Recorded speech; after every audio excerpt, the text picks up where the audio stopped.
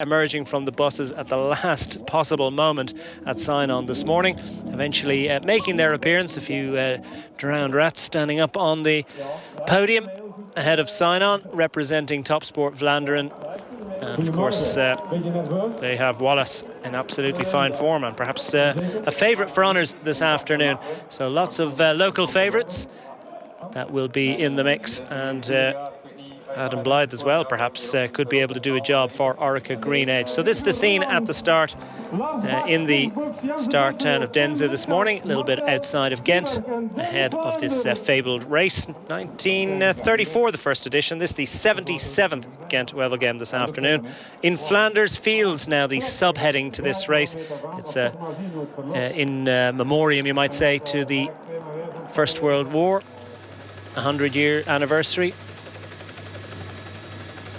1914, of course, and so many of the battles played out in the First World War took place on the roads, subsequently made famous by riders of the calibre of Greg Van Avermaet.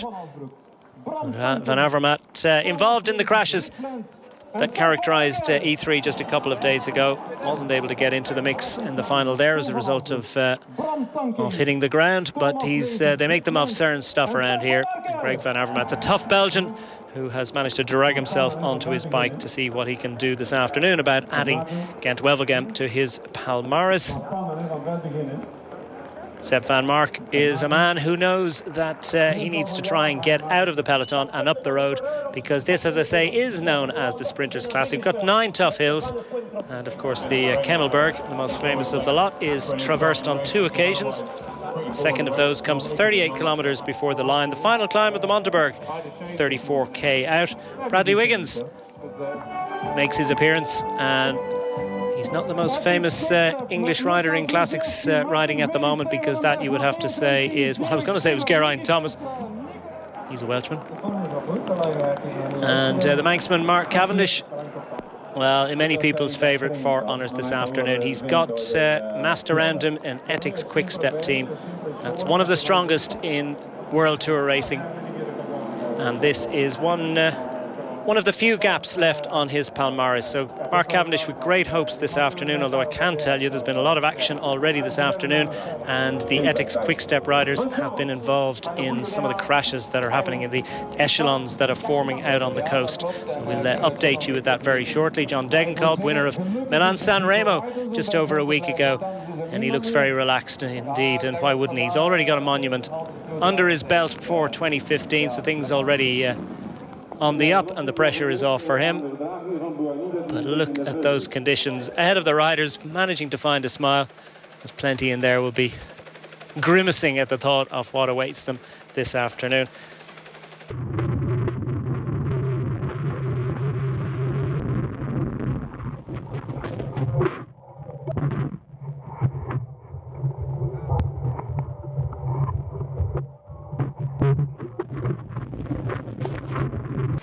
Well, my name is Declan Quigley. Alongside is Brian Smith at DQ Sport for myself, at Bry Smithy. Hashtag Home of Cycling. Please do get involved, because we've got some very interesting racing for you this afternoon. And please do get involved in the conversation. Brian, the scenes as just the way you love them if you're watching bike racing. Yeah, and some people get inspiration from it as well. They know that many of the riders are not looking forward to this, as we've seen in Vlaanderen. The race split apart. That was Wednesday's race, but good weather for E3. Different race altogether. But today they head from Deinze out to the coast towards De Panne, and then they get the Crosswinds sections, which we've just had, and plenty of echelons. The main group is split into about 3 groups. Crashes. Gert Steegmans is out, Pozzato's out. You said Cavendish has been involved with a crash. When you say this is the Sprinters Classic, traditionally yes, but in these conditions I think it's going to be good. About that a little bit later on. Giant Alpecin are represented by Albert Timmer. Good news for John Degenkolb, his team don't have to chase. They have Timmer in there. Tinko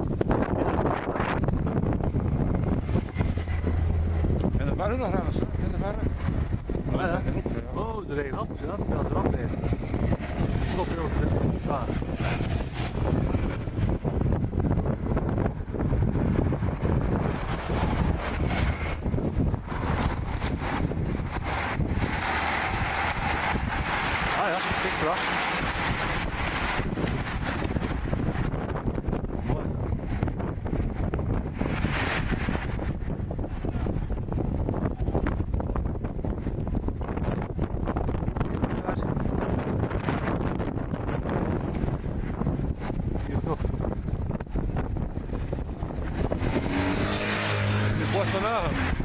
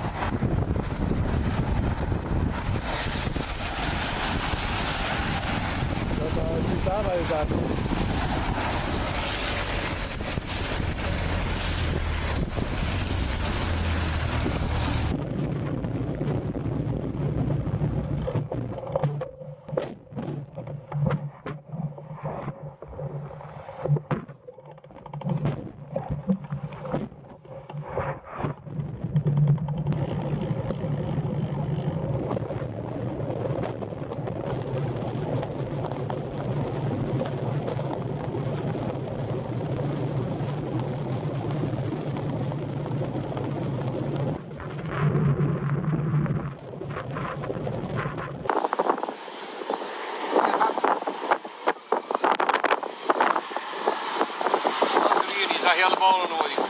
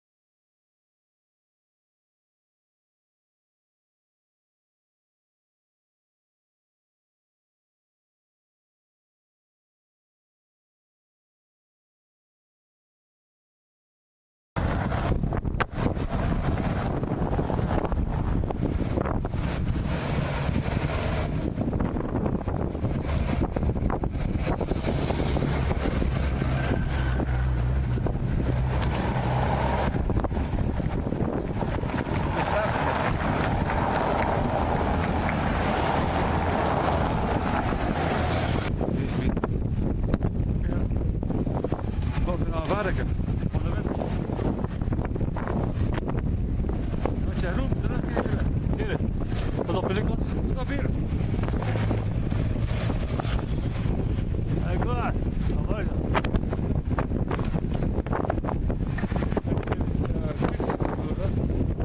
Hier, heb je. Dat was ijs. Nog niet, zie wat hier.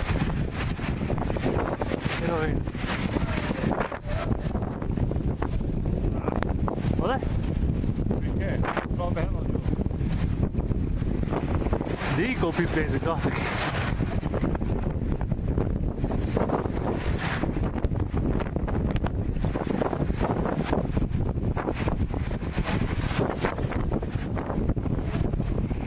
Ze van je maar ook verder.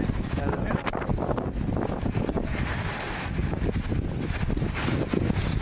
Daar kan je wel voorthouden. Hier is het. Ja. Dit is toch niet goed, hè, Terpstra? Nee.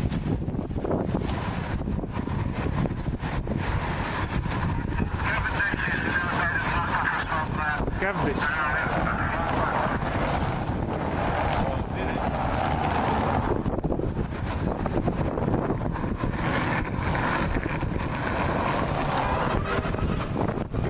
Is dat Paolini?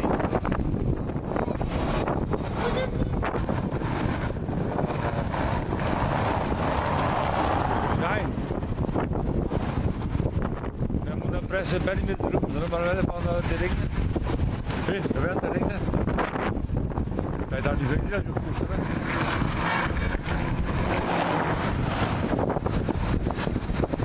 Dat is Paolini. Ja. Bal. Ja. Dat is een bal. Ja. Nee. Ja. Mooi. Nee.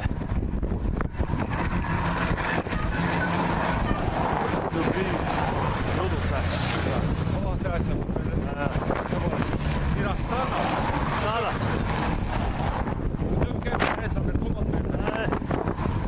Daar is hij. Hier Cavendish.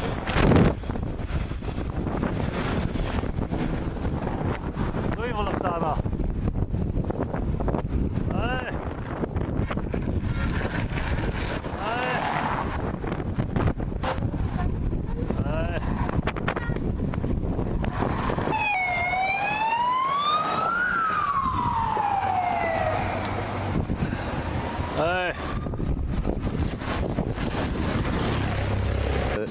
Bunch happy to let them go, up over 8 minutes, but there's lots and lots of activity behind as a result of which now they just have 2 minutes and 12 seconds advantage, and they'll do well to hang on to this. Jesse Sargent, I forgot to mention him, the New Zealander, 26 years of age, top time trialist in his own right, of course.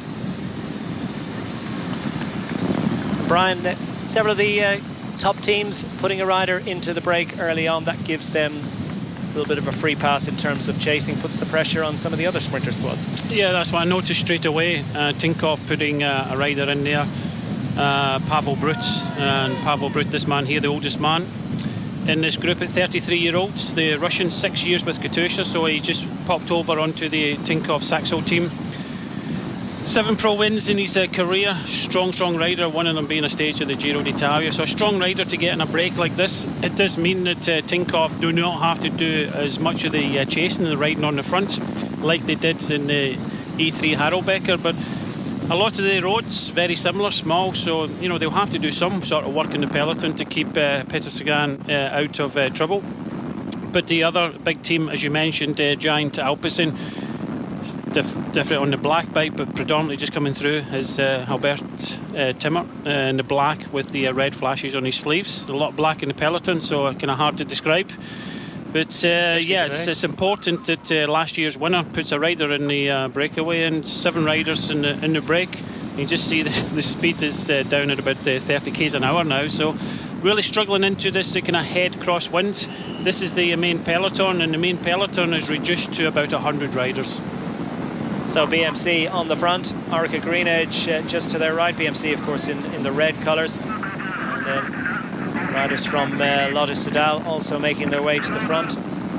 Matej Brescio just coming up there. So Matej Brescio coming up through the cars. A lot of riders have been trouble getting off their rain capes, and you know, with this buffet and wind, very, very dangerous conditions for all the riders. So riders trying to make their way back into the main Mark group. Cavendish. And there is Mark Cavendish, because I can tell you there was a very serious accident about 15-20 kilometres ago, which has claimed at least 2 of his teammates. Cavendish has Trentin, his Italian domestique, great sprinter in his own right, who's managed to shepherd him back into the safety of the main bunch. But just how much has that taken out of him, because Mark Cavendish has definitely been made to work for this.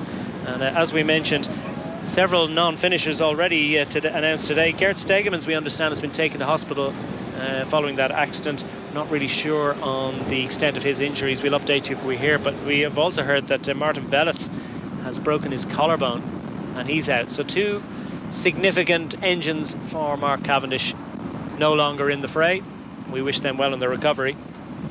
For Mark Cavendish, though, he's got to, well, they've got to revise their thinking a little bit, because, of course, there's some significant responsibility on Etixx Quick-Step to contribute to the chase of these riders. Having said that, I think at this stage, the way that the gap is coming down to those riders up front, they're not really thinking so much about chasing them. The selection is being made itself by the weather conditions and the echelons that are forming at the moment.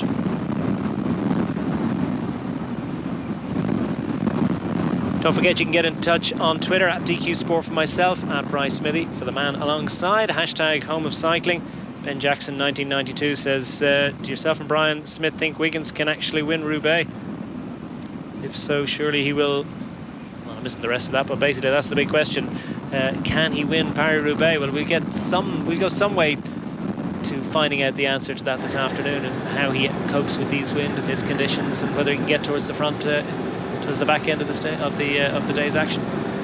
Well, it was a race when he said when he was growing up he wanted to try and win it. Then he started concentrating on the Tour de France, and the two of them really don't mix. It was maybe a surprise to many that he finished 9th last year in Paris-Roubaix, because not many Tour de France winners and contenders get involved with that cobbled classic. So I think he can, because in the past, when Bradley puts his mind to something, he does not leave any stones unturned, and he'll put on a tremendous performance. We have lost Tom Bonin in Paris-Nice with an injury, and in E3 we lost Cancellara. So we've lost 2 very important riders for Paris-Roubaix, but there's still a lot of good riders left. The likes of Sagan and Sepp van Mark and these type of riders, and also you've got last year's winner as well. So it's going to be difficult for Wiggins, but I definitely think he'll be concentrating on it, and let's wish the best of luck, because it's about time that we see a British winner of a monument like that. Yeah, it was interesting.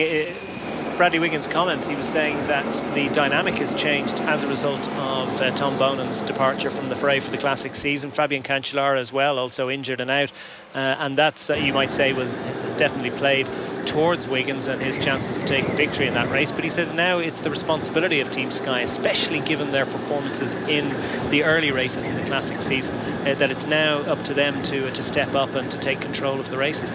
He was very interesting in his comments about Etixx Quick-Step. He said without Bonin, who really gels and knits the team together, there's lots of riders that believe that they have their own ambitions to go for, and it's a little less of a cohesive unit in that situation. He was quite forthright in his comments, and I thought it was an interesting observation.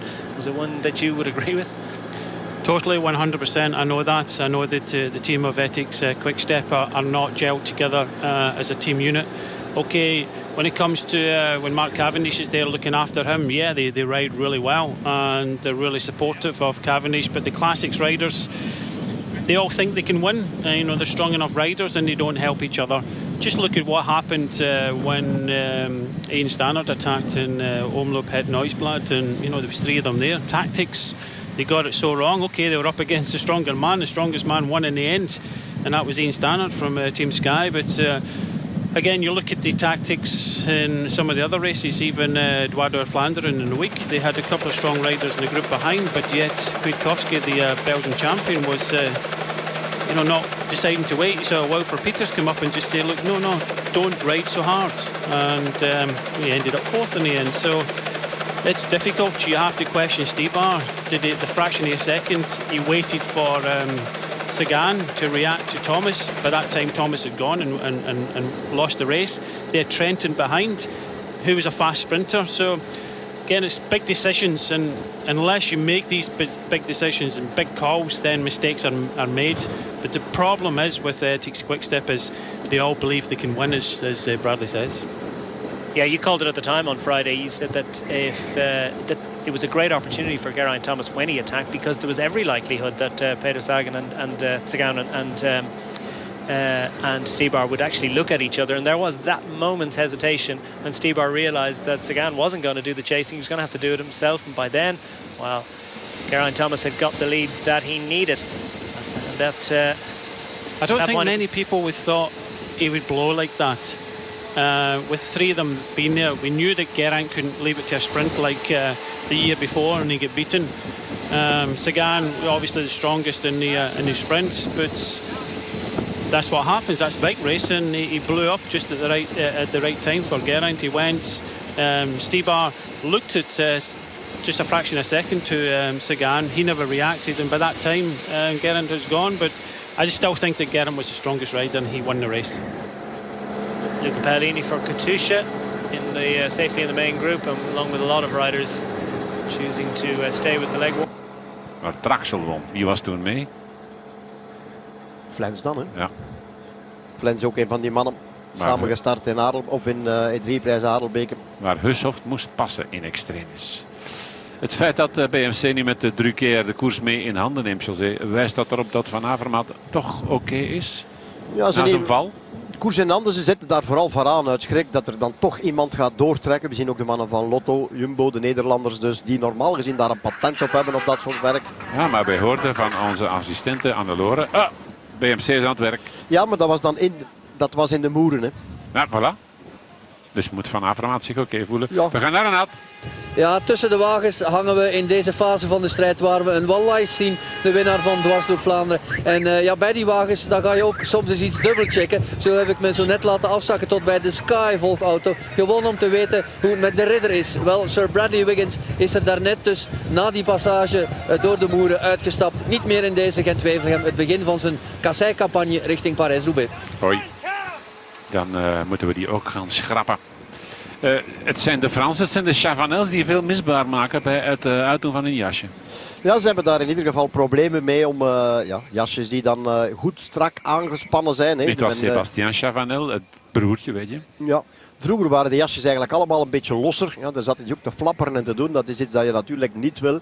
En hier zie je dus dat die echt mooi aangesloten zijn. Het probleem is, als dat met lange mouwen is en je wil dat dan uitdoen. Dus bij slecht weer kun je maar beter flapperen. Over die koershandschoenen gaat dat soms eens moeilijk. Ja, dat was maar daar wel een gedoe bij Sylvain Chavanel. Ik vraag me af of hij er al vanaf is. Dat is Klaas Lodewijk. Die zich nu weer wat strakker legt op zijn stuurpen. En Cavendish is vooraan verschenen aan het wiel van Maas. Ja, dus de ploegen zitten daar, maar het is nog niet echt dat ze waaiervorming doen. Het is vooral vooraanblijvend in de meest gemotiveerde ploegen. Mannen van Orke Greenets, van Marke, mannen van Avermaet die daar met Stybar vooraan zitten en anderen. Dus ja, die ploegen zitten klaar van, mocht er iets gebeuren, moeten we zien dat we mee zijn. Ethics Quickstep is een mannetje kwijt. Velits, dat heb je wellicht al gehoord. Die is ten val gekomen en die heeft daarbij een sleutelbeenbreuk opgelopen. Martin Velits. Pozzato is ook uit de race gestapt vanwege ziekte voorbije dagen en wellicht geen risico willen lopen. Dat kost hem natuurlijk wel een aantal competitiekilometers die hij Jan Dori hard nodig heeft om een rol van betekenis te spelen in de Ronde van Vlaanderen, om daar al mee te beginnen. Ook Ventoso is uit de wedstrijd gestapt. En we kregen gisteren nog het bericht dat Ventoso wat koortsig was. Dat hij met andere woorden ziek aan het worden was. Hij bevestigde dat vanochtend en dus is zijn lied niet lang gezongen. Dus Stijn van den Berg mee vooraan. En dan toch weer de mannen van BMC die het tempo wat lijken op te trekken richting Kassel. Eerste keer passage bovenop de Kassel. Dat is op, even kijken, ik denk een 119 kilometer van de aankomst. Zo is het. Hier krijgen we nog eens die opname. Waar ligt dat nu aan? Dat mouwtje is zo strak dat het niet over de handschoenen gaat. Die elastiek die daar aan de mouw zit. En dan met die handschoenen die dan toch... dit is echt wel gevaarlijk. Zoals we hier bezig zijn, dit is echt... dat is Reines, dat is dan een Spanjaard. Hè? Ja. Die wil er allebei zo rap mogelijk vanaf. Chabanel geeft instructies. Ja, hij gaat er straks met zijn... Penalties for the riders in Gent-Wevelgem. 240 kilometers in total, and Sylvain Chavanel. A little bit of a wardrobe malfunction there for the experienced Frenchman. He'll love these conditions, but he won't be enjoying the fact that he can't get his cape off. And the weather conditions improving. We've seen riders divesting themselves of all sorts of jackets and extra bits of clothing in the last few kilometers. Still the situation remaining. 7 riders up front and a large chasing group now, which was split into 3 groups as a result of crashes and the wind. Now that's they've pretty much come back together again. The riders leaning in. It's incredible the way they're leaning in to try and counter the influence of the wind, which I clearly think is probably coming from the right. This is dangerous. I know there's been a lot in the past about the safety of the riders, but you can just see the wind coming from the left of the screen really blowing the riders across the road. And in fact, that shot we've just seen, you know, they were riding, they were kind of leaning into the wind. Not the best conditions at all, and these are dangerous, and that's why you can see that the rider's been blown off onto the ditch. There's one of the Tinkoff riders, everybody's been blown and buffeted over, so dangerous for a lot of riders. And I think that there's a little bit of restraint in the peloton. See, Mark Bramier just comes to the front, they all get blown straight over. Half of the team from BMC get blown, and Stein, you know, these are big riders just getting whang over onto the ditch, and this is a big danger, and we've seen races stop for more than this. Well, they're incredible the way those riders, and they are big, strong riders. They're the strongest bike riders in the world, and they're desperately trying to stay on the tarmac, and just been ripped across the road. There are no deep section rims in there, I can tell you today. The reports before the start of the race were an expectation of gusts of up to 90 kilometers an hour, and that, well, when riders are suddenly, and look at the way it has caused all sorts of carnage in the group. So the bunch, having got itself back together after that last foray, or that last flurry of echelon action, is once again split to bits. There's a lot of riders not liking this at all. Another rider in the ditch here falling off, one of the Cannondale riders. We've already seen Van Baal on the deck. Riders absolutely all over the place, and you can just see the riders being buffeted the whole time by this wind coming from their left hand side. Mark Cavendish up right towards the front, but again, if we get this buffet of wind across, touch of wheels, bang, they could all come down. So it's really dangerous conditions out here today.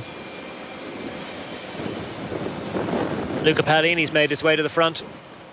We saw him at the back a little while earlier, but I think he's realised that the only way to stay safe in this one is to go to the front and absolutely drive it as best you can. Just staying on your bike is an achievement here. Well, you can just see, Terpstra, the safest place to be is at the front, because if you get buffeted, you've not got any kind of wheels overlapping in front of you. So a lot of riders, I feel for a lot of riders on this. I've been here, I've done this, and Edvard Boasson-Hagen not really liking this at all.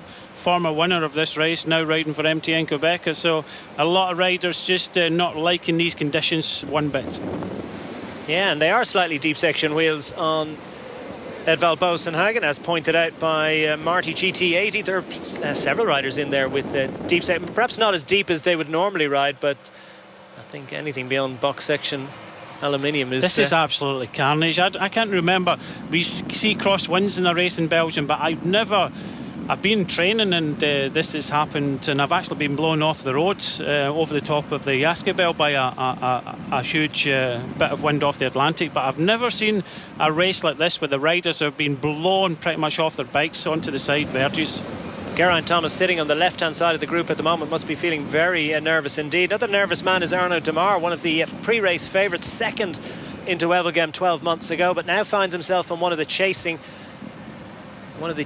echelons. You know, in a way, it might be easier to be in one of the chasing groups as well, because they're smaller, because the fight to try and stay in this lead group is proving very, very demanding for lots of the riders. And see the way the professional riders realise that once they haven't managed to make the front group, they immediately try and form an echelon. And then one or two riders trying to jump across. It's absolutely mental out there at the moment, I think is the only way to describe it.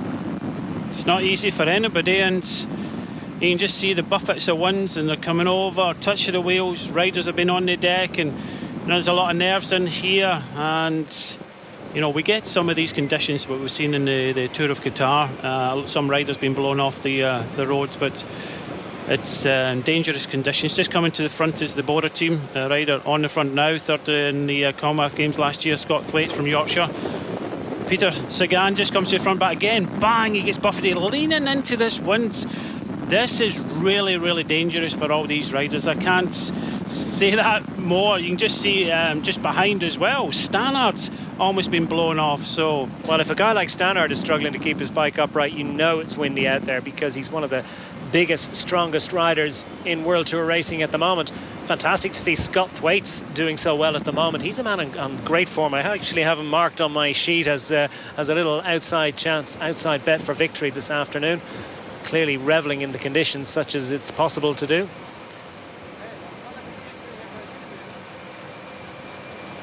And riders being jettisoned in ones and twos.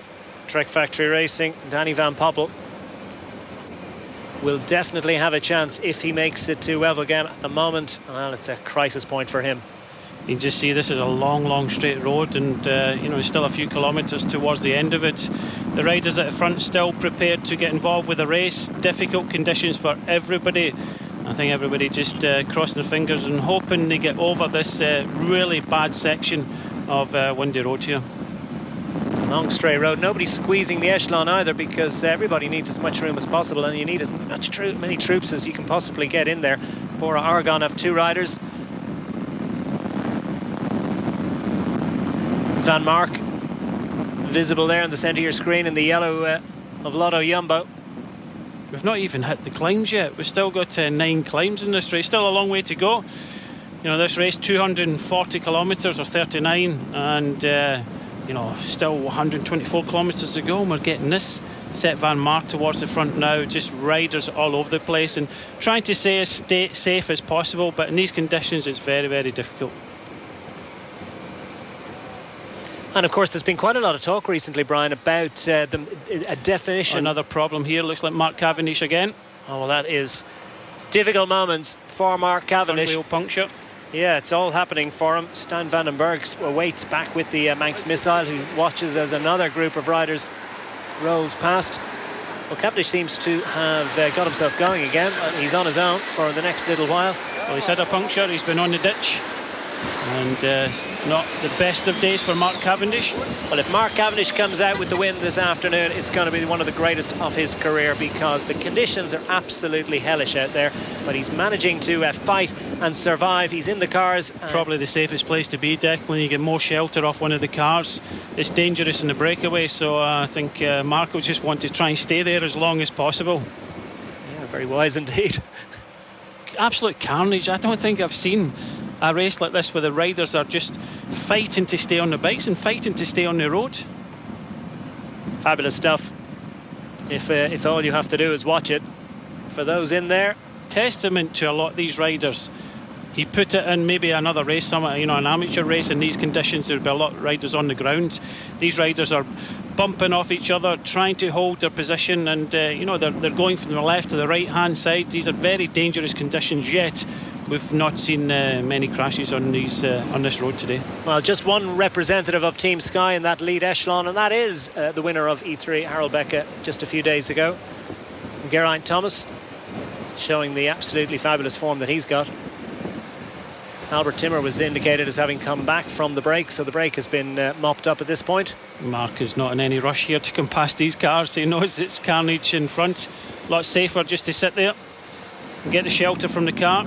Well, there's quite a gap between this front group, the next echelon, the next series of groups. But the expectation surely is that when they eventually make the turn left and get away from this this horrible wind and get something of a tailwind, that these groups should knit together. But having said that, with a tailwind, it's tough to make those junctions, isn't it? Yeah, there's probably about 30 seconds from front to back, and you know, we're just looking at the direction the race is going in, and it's not going to be too long till we're off this road, but then again we've got another long straight road to go. We do have a change of direction, and you'd think that it's all about having numbers, and everybody will look around. They're just concentrating on what they have to do, just being safe, keeping on this road and making sure they're not overlapping wheels. They'll turn round, because I know that with so many favourites in this front group, Christoph is there. Just trying to see, Sagan is now gone. He's still, is that him still in the back there? So he's still kind of hanging on. So it's how many teammates you've got. Still 120 odd kilometres to go. Terpstra is there. So if you do not have strength in numbers, I think there'll be a general regrouping. Luca Paolini found time for a drink there. That's no mean feat, I can tell you. It's a great skill. He's the only one. There wouldn't be too many that'd be brave enough to attempt to go down and get a bottle out, but yes, you have to drink when you have to drink. It's 239.1 kilometres for the riders today. They have to get the food and drink in if they're going to make it through to the finish. Paolini expected to do a job for Alexander Kristoff, the speedy Norwegian. He's on fine form. Oh, and someone had come to grief, but lots of riders. See, they're talking to the jury now. That's what I was trying to say. Possibly if Cancellara had started, he would have been talking to the jury, but you can just see it look like Bernie Iso having a word now. Mark Cavendish is having a word with the Sky team car. It's just, you know, with so much safety put on the peloton nowadays, it's these are harsh conditions for the riders to be involved with today.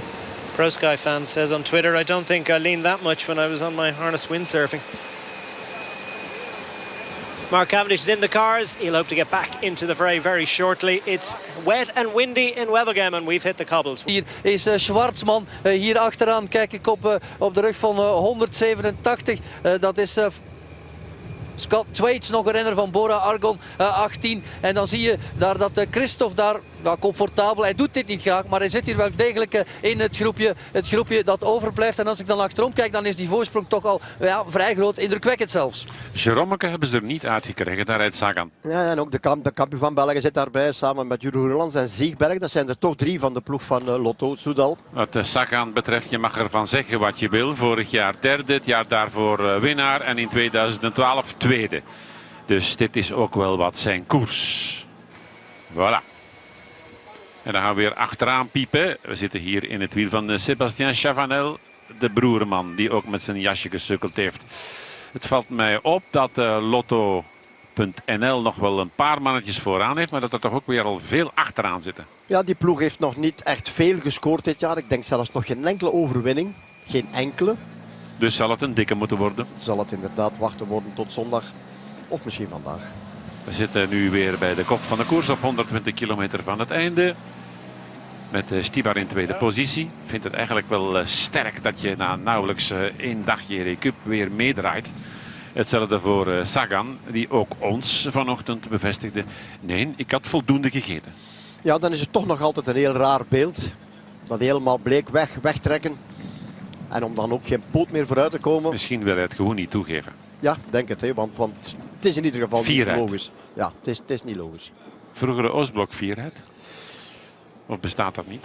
Dat bestaat zeker, ja. Dit zijn de achtervolgers met Sitar Degenkop. Ik denk dat daar inderdaad John Degenkop zit met Petit aan het wiel. Voor hem zit Drucker.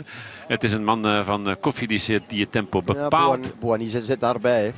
En die zit daar inderdaad wat verderop. Hier zitten dus een paar knappe sprinters. Daar zit ook Bram Tankink met Maarten Chalingi. Die mannen die zitten nu binnenin te vloeken van verdorie, we zijn er weer afgemoeten. We kunnen weer niet bij onze kopman blijven. Maar die kopman heeft vooraan wel zelf meer tempo zitten te bepalen. En ik hoef je niet te zeggen, dit wordt een slijtageslag. En toch is het verschil tussen 2 groepjes 1 en 2. Ik neem aan dat we die nu in beeld hebben. Slechts 16 seconden, Renat. Ja, Degenkolb en Co. die gaan terugkeren. En dan gaan we toch naar een interessante groep. Met ook Rast daarbij. En dan moeten we zien of Van Avermaat nog de slag overleeft. Ik vrees daarvoor eigenlijk persoonlijk. dan toch nog de naweeën van de val. Ja, enthousiasme alleen is niet altijd genoeg. Hè. Je moet ook nog de benen hebben en van tijd of soms tijdens de wedstrijd zelf gaan die benen dan toch protesteren en blijkt er toch meer aan de hand te zijn dan wanneer je in je bed ligt. Dus, Van Avermaat derde in 2013, maar toen gewoon los uit het wiel gereden.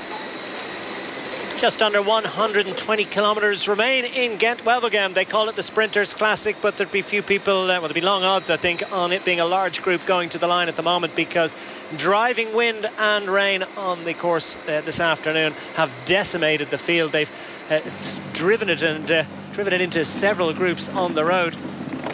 This is the head of the race. They're on the first of 9 climbs to be traversed this afternoon, the Kasselberg.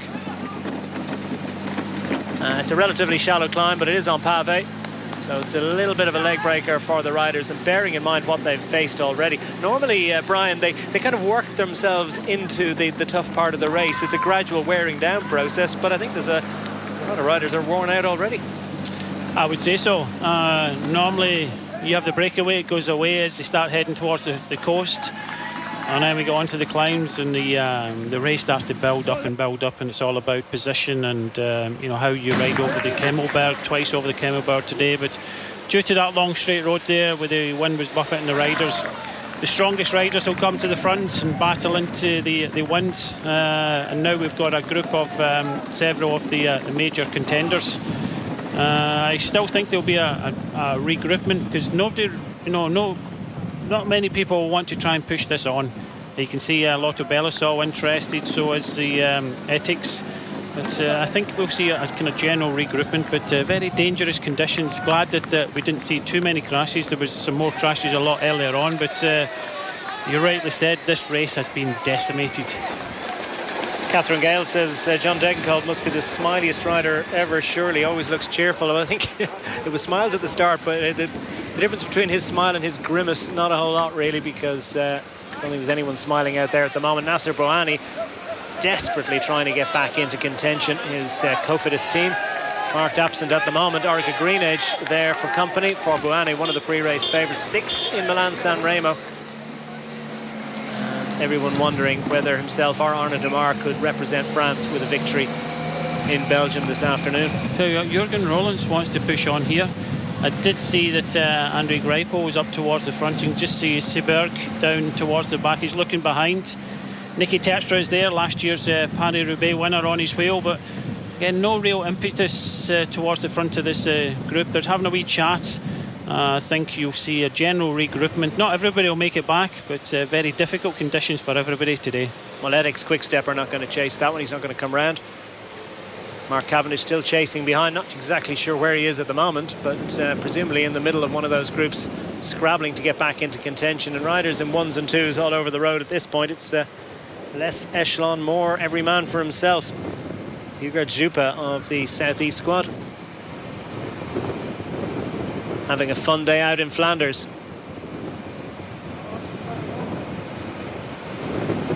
Justine Libertine asks, tell us if you've ever been blown off a bike. Brian, you were mentioning that you've actually been twice when I was training in Scotland on a descent, and obviously over the top of the Yaskabel and the San Sebastian. Just coming out of San Sebastian, you get the Yaskabel climb. It's part of the San Sebastian Classic, and over the top of the climb, the wind was coming off the Atlantic, and I get blown into the ditch. Landed in the ditch, and there was about 3 or 4 other riders next to me, and that was before the deep section wheels. And I wasn't that as big as I was now, so you know, I was pretty slim then. I landed next to Scott Sunderland, and we've been friends ever since. That's a way to make friends. Scott meets a Scott. Soft landing. While they're grinding their way out, Stephen Betley just says, well, it's March in the Classics. What do they expect? It's just a bit of wind. Well, I think it's a little bit more than just a bit of wind. I mean, crosswinds will drive things into an echelon. Gusting crosswinds with this level of intensity are going to drive riders off the road. So there's just a little bit. I don't want to be sort of an apologist for people who are saying, oh, everything has to be dumbed down and softened up, and we're an outdoor sport, but you know, there has been neutralisation in some races before in the past. It's all about safety. I believe in my lifetime, because of the wind, one of the stages of the Tour of Britain was neutralised because of the wind. Even the finishing gantry was being blown away and things like that. So it was safety then. That was a stage into Liverpool a few years ago. Going back in memory serves me right, neutralised stage in the milk race, the Tour of Britain. So that has happened in the past. It's in extreme circumstances, and I thought on that straight road there it did look a bit extreme, but the riders, because of the conditions and the rain and things like that, just wanted to forge ahead. We will see some riders trying to make it back to the front, but this race, whoever wins this race is going to go down in history. A real hard man, no doubt about it. Geraint Thomas is at the front, must be feeling a bit lonely at the moment. No sign of any other Sky involvement, bearing in mind how impressive they've been in the early season classics. It's a bit of a disappointment for them, but difficult conditions for everyone. And Thomas just rolling through to the front a few moments ago, must be wondering quite what he should do. No doubt he's on the blower, calling for reinforcements.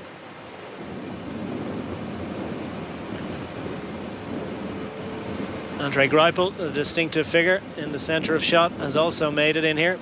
Well, this is, in fact, looks like the second group in the road, Declan, with Bahani there and Greipel. That's why I was a wee bit surprised that Jürgen Rollins was pushing on a little bit in the front group, because I thought that Greipel was there. He's not. He's in the second group. Jack Bauer now coming to the front in the lime green for Cannondale Garmin team. So we will see a general regroupment, and I just think it was a case of Jürgen Rollins wanted to try and keep the pressure on, and probably felt safer in a smaller group in front. Well, it looks as if there isn't quite the same intensity in the lead group at the moment, and some riders have made the junction and others I think are going to get back in, but obviously it will have cost them a lot in terms of energy for later on. I just don't think they know where everybody is. We do have race radios today. It is a World Tour event, but I don't think the sports directors will know, because they've got televisions in the car, they've got the radios. The radios will be, the radio tour will be shouting out the numbers and who's in what group, but again we see no cars, no motorbikes next to this group. So I just think that the sports directors, Adam Blythe, now they're pushing hard on the front for the second group here for Orica Green Edge, trying to bring Orica Green Edge back to the front of the race. But I think in the team cars they'll just be the information that will be given out is they will not know where all their riders are.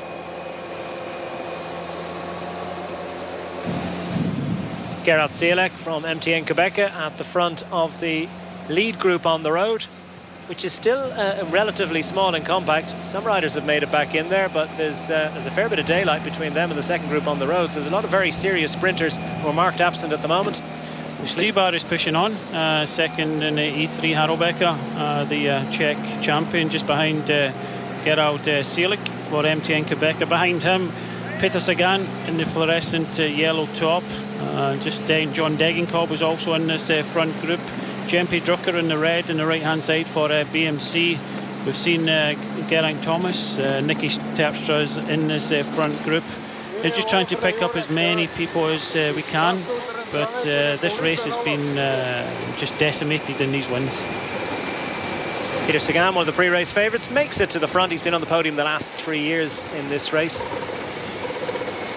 He knows how to get round Gent-Wevelgem and come up with a result. Occupied each step of the podium in the last 3 years. Will he be able to make it second successive victory? We've bet against it at the moment. Very much a small select group. Chasing hard. Group 2 now indicated at 37 seconds. Dan Worry on Twitter says, is there a jersey for most kilometres ridden sideways? If there is, there'll be some scrap for it today. I'm sure all their bike computers are going to show they've done a lot more than 239 kilometres at the end of today. Just looking at Matt Hayman now. The car actually right. You don't normally see that. The car actually moving towards the one of the groups. So Matt Hayman, the front of the chase group, he's getting help from Jack Bauer from Cannondale.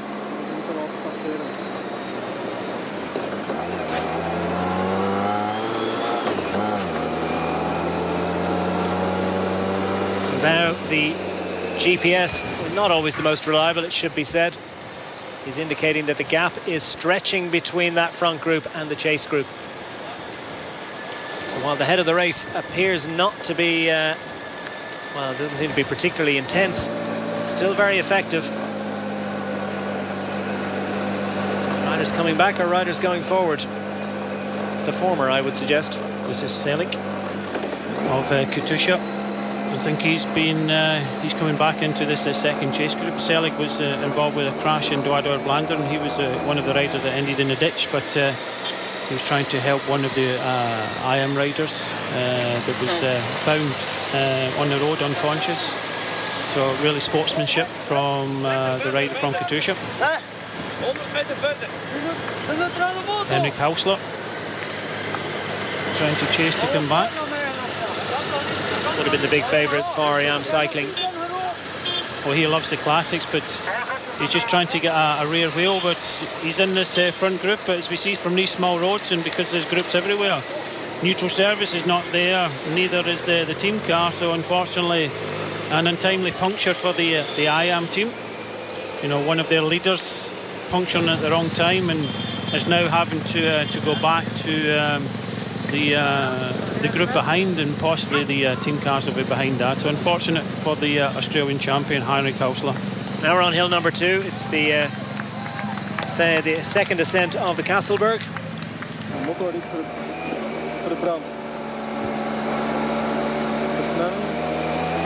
And now they're saying it's inside 30 seconds and coming down very quickly indeed to the lead group. Yes, Daniel Wass, it's now pushing hard. You see just further down, slightly more in the orange rain cap, Greg van Avermaet is in this group, so that's the reason why you've got BMC pushing hard at the front. Towards the front of the race, this is the front group. You've got Bram Tankink in the right-hand side, Sepp van Mark on the left-hand side, but they're not really pushing on. I do think there'll be a general regroupment, and BMC will be able to bring back their team leader, Greg van Avermaet, who had a bad crash on Friday in the E3 Harelbeke. So how do you play it if you're someone like Sepp van Mark, who knows that he can't go to the line with some of the bigger sprinters? It's a long, long way out to commit to a move like this, but he dearly would love to ensure that some of the big sprinters don't make it back in, and then see if he can eliminate those that have made it in a little bit later on. I think over the last 10, 20 kilometres, maybe slightly more, it's been hard for everybody. And you're right, it's a long, long way to go. There was a group about 20 riders in the front, but nobody really wanted to push hard and keep the momentum going. So I think this race is just going to get harder and harder. Again, Henrik Hausler is still getting problems. He's pulling to the side of the road.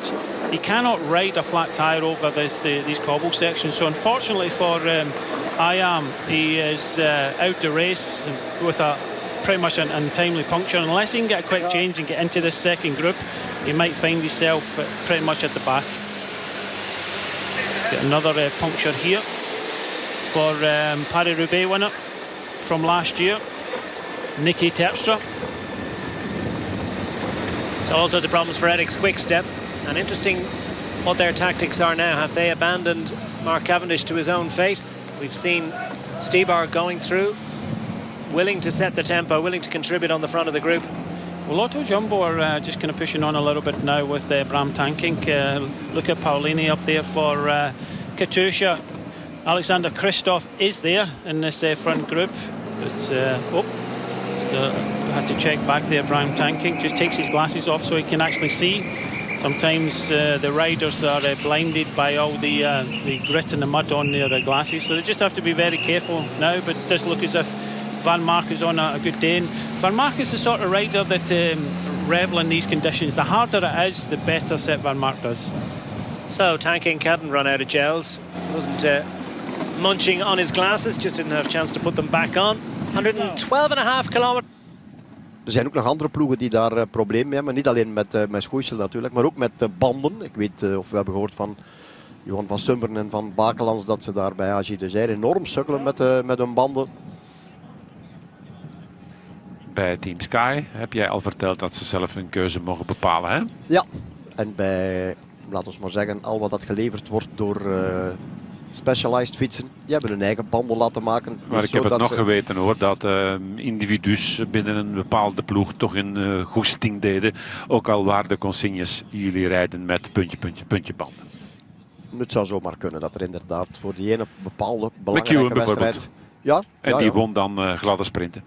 Ik denk in de Giro d'Italia en zelfs in de Tour. bij regenweer. Waar de rest tegen de vlakte ging, ging hij aan een zeer hoge snelheid toch door de bocht en won. Uiteraard 2 redenen. Misschien wel door het feit van andere En stuurmanskunst. banden. Maar vooral ook stuurmanskunst. Hè. McEwen, specialist. Van Asbroek is ook goed. Krijgt daar ook weer de wind in de flank. En Tanking die denkt van wat een zottekot is dat hier. Dat soort taaltje begrijpt hij wel als inwoner van Maastricht. Ja, maar ook weer typisch Nederlander zijn en dan echt wel kunnen positioneren in die waaiers. Ze doen dat graag. Ja, ze leren dat van bij de jeugd. Hè. Kijk eens naar die bomen daar. En ik zie vooral ook dat de Siolek dat die een van de meest onwrikbare is. Ik denk dat Os komt aansluiten. Dat betekent dat hij zich losgewerkt heeft. Daar was hij mee bezig op de kassel. Maar dan vermoed ik ook dat de rest niet zo ver kan zijn. Ja, sterk nummertjes. Hè. Hier even gebruik maken van de motoren. Os was ook een van de allerbeste in Milan-San Remo. Os is een vol jaar op de sukkel geweest in 2014. En blijkbaar heeft hij weer zijn mogelijkheden. Er zijn er nog op komst, hoor ik de motorrijder zeggen. Die ziet dat in zijn achteruitkijkspiegel. Dus dat groepje gaat aansluiten. En dan gaan we toch weer naar een breder pakket. Ja, maar daar de wind ook weer. En dan zou het zomaar kunnen dat de boel terugbreekt. Oeps, er is er weer eentje van Saxo die in het gras terechtkomt. Is dat weer Breschel? Ik denk. Dat kan haast niet anders, want ik zie Sagan daar nog wel degelijk in het middenste stuk zitten. We gaan naar Renaat. Ja, het gevaar loert om elke hoek daarnet in de afdaling van de Kasselberg. Niki Terpstra die zich bijna van weg vergiste. Het is zo dat ze in die afdaling op een bepaald moment naar links moeten in plaats van wat ze daarnet deden bij de eerste passage. De bochten volgen naar rechts en Terpstra was even het verkeerde pad op. Maar zit nog altijd hier in een groepje te bakkeleien in de achtergrond. In een wanhopige poging om terug te keren. Hier nog altijd Quinziato, dat wilde ik namelijk zien. Want als Os erin slaagt om het gaatje te overbruggen, moeten die mannen van BMC dan nog blijven vlammen. Ja, maar ze hebben alleen vooraan Drucker en Os. Terwijl ze hier achteraan nog Cher hebben. Ja, Cher en Van Avermaat hebben. Ja. En misschien kunnen rekenen op een Greipel. Maar hier is het spel fameus uitgedund, hè? Ja, ja. De deur staat open, hè. Marcato en Leukemans zien we daar ook nog voor, want die groep Goubert. Dat is nog een man of 10, 11. Dit is Bauer. Die ook over een uitstekende conditie beschikt. Zitten we hier daar bij Keukenleren? Of net niet komen aansluiten. Hè. Daarachteraan op de kant. Wevelgem. This is the head of the race and this is where all the action has been for the last 30 or 40 kilometers and more. We've had crashes, we've had riders desperately trying to stay upright on their bike through incredibly intense gusts of crosswind. And through it all, the strongest men in North European classics racing have managed to drive themselves through these conditions and onwards towards an eventual rendezvous with a sprint finish in Wevelgem. Or will it be a sprint finish? Because Brian Smith alongside me is swiftly coming to the conclusion that we're not going to have a big group sprinting it out in Wevelgem this afternoon. I didn't think so under these conditions. Groups absolutely everywhere. There has been a couple of riders make it across to this front group. Daniel Oss, the strong man from BMC, was riding in the front of the second group, but he's left his team leader behind. He's made it across the junction. So Greg van Avermaet is in the second group. You see in our picture at the moment. You can just see some riders trying to come across. Matt Heyman is one of them, the Aussie, just looking behind for Orica Green Edge. But this is the main group in front. You can see the yellow jerseys of Lotto Jumbo. They have got 4 riders, probably the most they've had in some of these early season classics. So Setbar Mark has got, looks like Barry Marcus, Martin Telingi and Brian Tanking to try and help him today. It's Gent-Wevelgem in Flanders fields. It's the first time that the race has had that tagline to commemorate the 100th anniversary of World War I. 600,000 victims fell in Flanders fields during the Great War, 1914 to 1918. Just one British winner in all that time. Well, since this race started in 1934, and that was Barry Hoban back in 1974. Other English-speaking winners, Sean Kelly, our Eurosport colleague, won it in 1988. George Hincapie took victory in 2001. Arnaud Demar looks like he's going to get back in. Well, mind you, just as I say it, looks like the gap is going out again, having been reduced to around about 22 seconds. Now the indication is it's gone back up to 28 seconds, so it's hovering at or around a half a minute, and has done for, well, 10, 15 kilometers now. And eventually, either they're going to get back on or the elastic's going to snap. And if they don't get back on soon, well, things could be, it could be curtains for them. Well, there's some strong riders in here. Grifko just going through for Astana. Van Avermaet, Leukemans, Grijpo. There's some strong riders in here. Vandenberg for Ethics. So it's difficult for everybody. They aren't pushing hard on the front, but there is a tempo. A couple of riders have made it across. Labato at the back here for Movistar. So riders absolutely everywhere, and the sports directors in the car will not know where all the riders are. So it's difficult for everybody.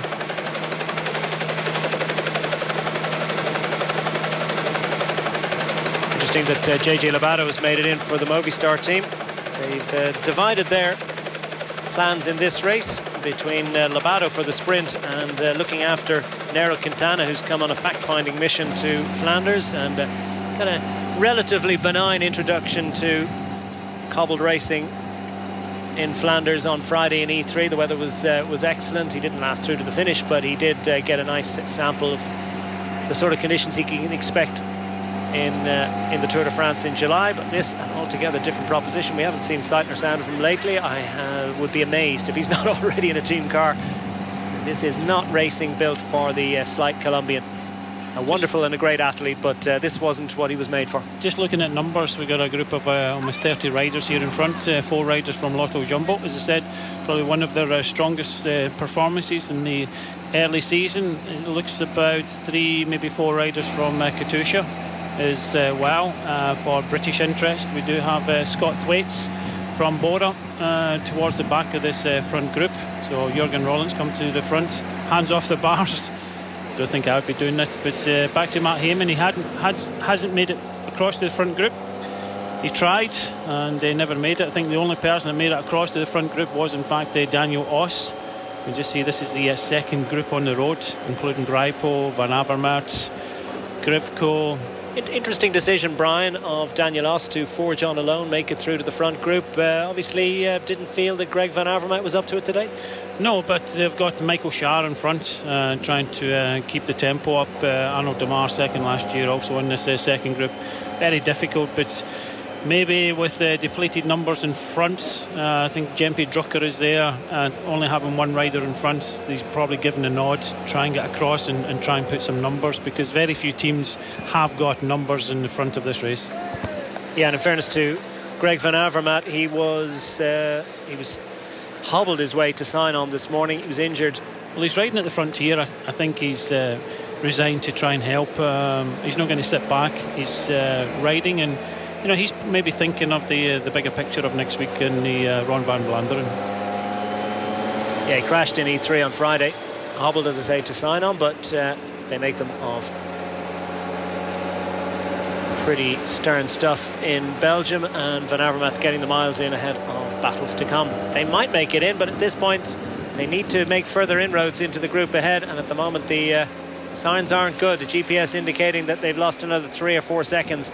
Hayman, big strong Aussie that he is, veteran rider, knows these roads, knows this scene, but hasn't quite been able to get into contention. So just caught out in that echelon section a little while ago.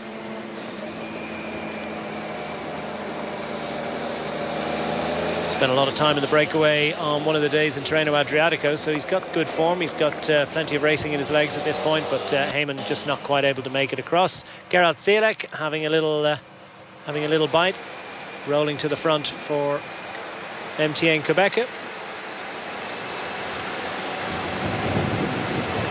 I'm not sure what the indication there was. Yeah, they wanted to keep riding. I think it's Barry Marcus from Lotto Jumbo just wanted everybody to keep riding, but there's a lot of passengers in this front group. As everybody knows, there's only one rider from Sky, Geraint Thomas. He's on form. Peter Sagan also in this front group. Can't see any other teammates for him. So there are teams with numbers. They did start riding in the front. It's still over 100 kilometres to go, but nobody really wants to push this far out, and that's why we're getting a little disarray in this front group now. So Ethics Quick-Step are clearly riding on. Nicolas Mas rolls through to the front, finds that he gets a gap quite quickly, so not exactly total cohesion in this group. And that is the gap between the front and the second group, foreshortened by the camera. Last indication we got was that it had come down a few seconds to pretty much exactly half a minute, and they've been scrapping away at this gap for what, 20 odd kilometers at this point, and it's frenetic stuff. It's a match race between two groups of 25 or more. The thing is, Declan, is forcing a lot of riders to race at this point. Normally they'd be sitting in the group just waiting for the finale.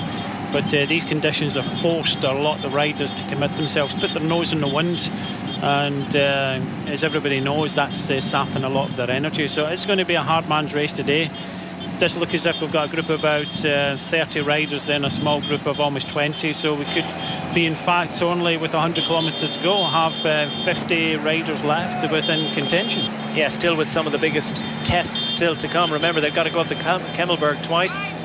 They've also got a sense of the Banneberg, Monteberg twice, Banneberg twice indeed. Monteberg is the final climb of 9. Comes with 34 kilometres remaining, the summit of that 1 kilometre hill. That will be the conclusion of the Hellingen for Gent-Wevelgem 2015, after which they'll have that 34-kilometre ride as John Tegenkolb rolls through to the front, replaced by Luca Paolini. Always knows where to be. An Italian rider who really knows how to find his way around Flanders.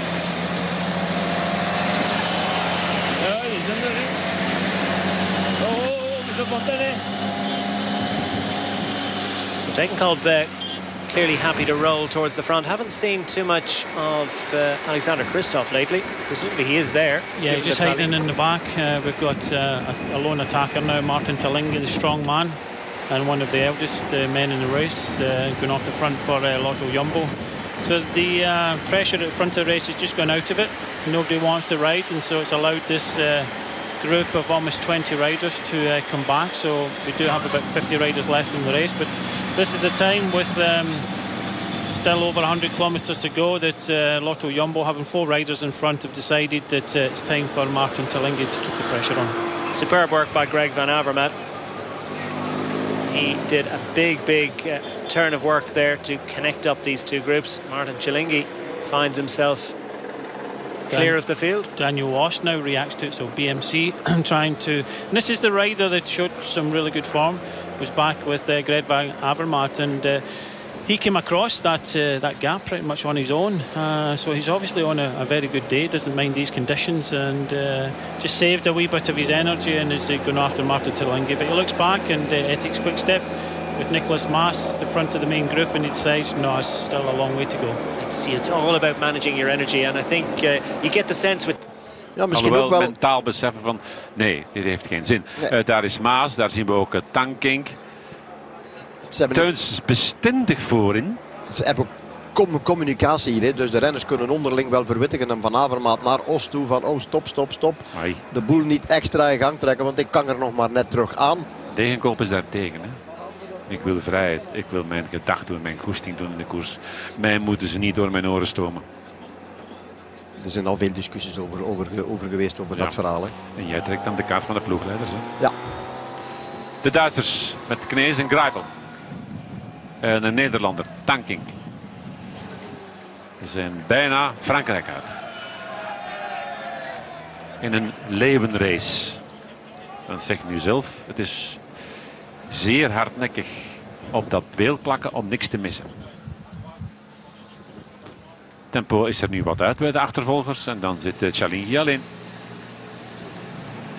En dat zou wel eens een poos kunnen duren.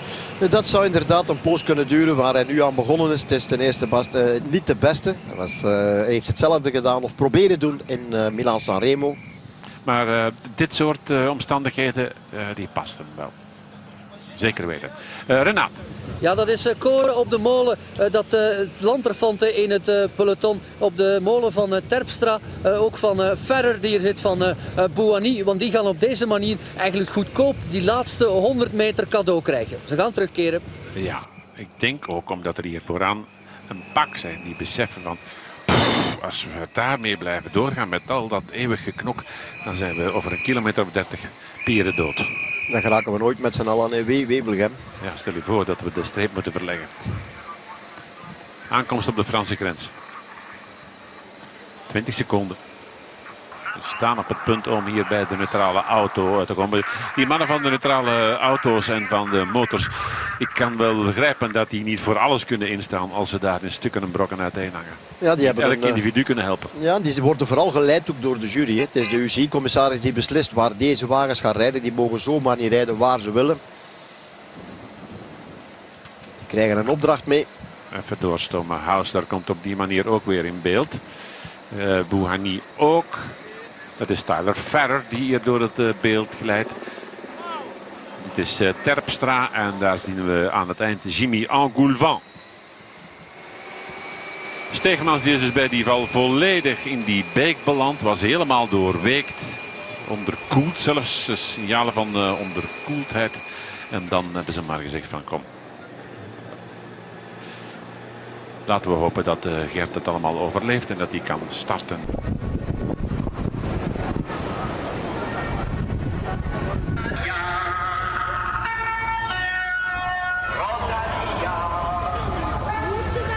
Wat betekent dat? Dat betekent dat de koers gaat beginnen als een mooie vlag is er en we daar weer toch voor die vlag. Ja, ja. Dat betekent stoppen voor niets meer.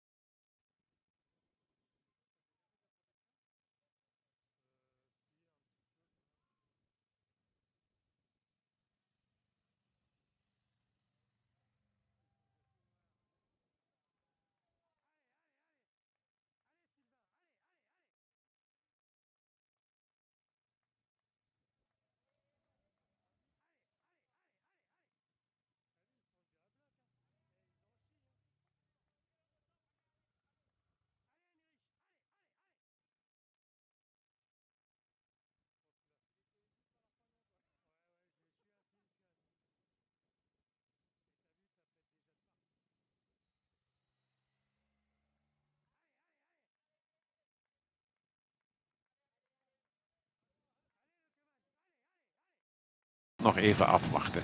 Ja. Voilà. Ik denk dat hij vertrokken is met de bedoeling om wat volk mee te krijgen. En dan zit je daar al in. Ja, en op die manier legt hij de boel natuurlijk wel een beetje stil ook. Er is er eentje weg. Andere renners beginnen te kijken. Wat moeten we daarmee doen? Ja, zolang het maar eentje is, valt dat op zich allemaal nog mee. Ook al is het dan Chalingi. Maar ja, op die manier is groep 3 met Terpstra. Dat is nog wel heel belangrijk voor die mannen van Ethics. Terug kunnen komen aansluiten.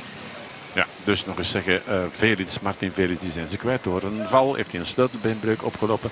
Hoe zit het met Cavendish? Hebben we die al gezien? Ik denk het niet, hè? Nee, ik denk het niet. Maar ook Hausler is op die manier terug kunnen komen aansluiten dus, met groep 3. Ethics Quickstep daarvoor aan met Maas, Terpstra, Stipaar, Trentin, Van den Berg. En Wisniewski, dat weet ik niet. Dat weten we niet. Nee. Wat ik wel weet, dat is dat Patrick Lefevre gisteren aangekondigd heeft dat hij nog 2 jaar doorgaat. Zijn contract met 2 jaar verlengd. Bij de formatie van Bacala. En de raad van bestuur. Jasje uit, zegt Hausler. Daar zit ook de busseren. Inderdaad, jasje uit. Blijkbaar minder regen. En ja, de koersverwarming is er genoeg. Veel turbulentie. Enorm veel turbulentie. En die turbulentie heeft ervoor gezorgd dat er een pak volk weg is. Maar dat je niet eeuwig kunt blijven wapperen en waaien. En dat je dan weer even een rustpauze moet inlassen. En dan kom je toch weer tot een vrij compact groepje. Ja, en nog een heel pak van de favorieten. Hè. Laat ons buiten Cavendish denk ik dat bijna iedereen hier aanwezig is. Bouhanni met Christophe, met Van Avermaat, met, ja, laat ons maar zeggen, de kandidaat winnaars. Dus zijn de consignes van achteruit in de volgauto's toch weer geweest. Ho, pak zo lang mogelijk de sprinters mee. Ja, niet alleen. Hè. De mannen van Mark en Emmen proberen rijden, maar waren met 4. En daar zitten daar een deel. En al de rest wel. Een deel 1 zaten bij. Ja, die hebben dan Greipel niet bij in het geval van de Belgische lottomannen. En dan beginnen die te denken, ja, als wij nu al beginnen rijden, 100 en zoveel kilometer van het eind, en er gaat nog van alles gebeuren. Misschien gaan we dan straks op het einde wel helemaal tekort komen. Dus toch maar even. Maar de wind gaat nu zelfs gunstig zitten. Dat is toch het leukste wat je kunt hebben. Dat ze blijven rijden.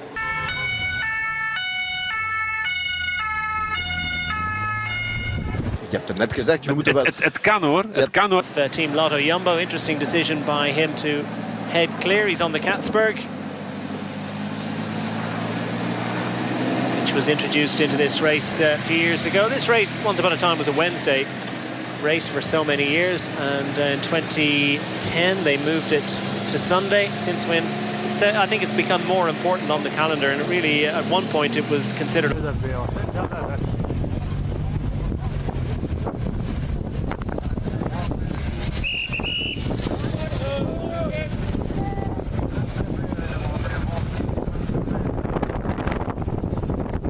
Gent-Wevelgem has been elevated in status. Really is a very, very important addition to any rider's palmarès, should he be lucky enough to get his hands in the air on the run across the finish line in Wevelgem. Well, a lot of these Flanders classics were kind of individual races, so they've decided to combine their efforts together. They've got the Flanders classics, and you know, they're trying to elevate the importance, but just look at the bushes behind blowing, still blowing these riders with a decimation in the peloton. There's a bit of a lull in the action.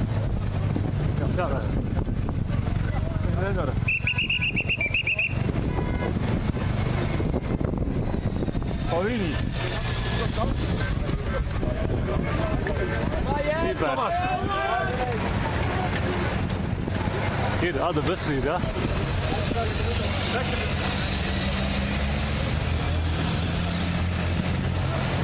Will be hoping can be to the fore at the conclusion of today's activities. Well, got himself back on, and he has a little while to try and gather his resources ahead of the hills to come. But yeah, different wheel and tyre configurations altogether, really, at this point in the year. It depends also on your team, because every team is sponsored by different manufacturers, some better than others, unfortunately, but that's what happens. Not everybody, not all the best tyres can be used by all the top teams in the world, and again, it's a different setup.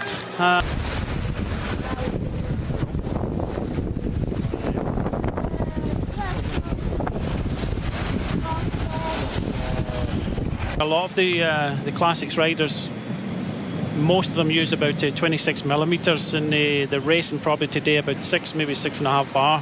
For the likes of Paris-Roubaix, which is coming up in a couple of weeks' time, they will use 28 millimeter tyres pretty much the whole field, and they'll probably ride maybe 4 to 4.5 bar in their tyres. So some teams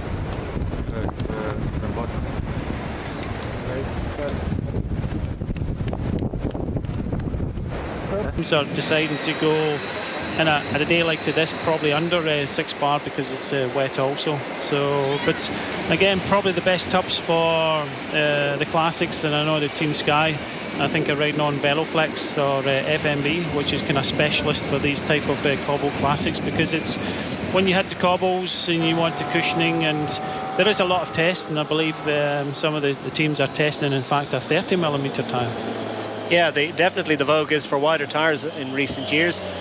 Mainly it was thought of as being a tyre that was more robust, I think, for these kind of conditions. But now, latterly, the thinking is that the wider tyres roll better, and the wheel manufacturers are making rims that are compatible with those wider tyres. So that's very much the way to go.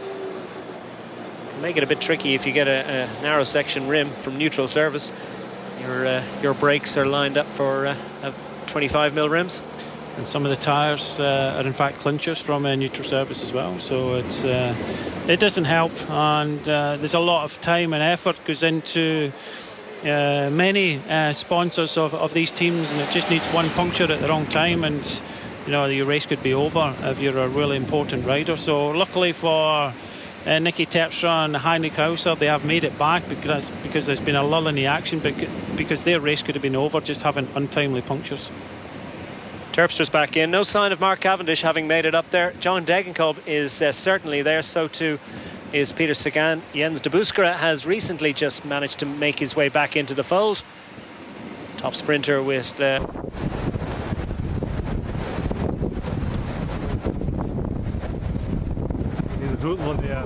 plenty of riders with a fast finishing kick have managed to get in. There's plenty of riders too who wouldn't have a finishing kick, have decided to or have managed to make it into the group. Chilingi is one of those that has decided to forge on his own with 94 kilometers still remaining. It's a big ask. He just has 3/4 of a minute. Well, he's warming up. He's just unzipped his talk, and I don't know if it was a rush of blood, but this is one of the more. Quintana. Is hier een bouw? Wat een metaal is? Landbreed.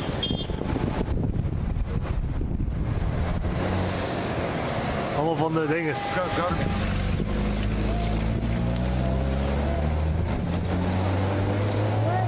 At that, and by having 4 riders in that front group, maybe he decided it was time to push on, but he's not really pushing on hard.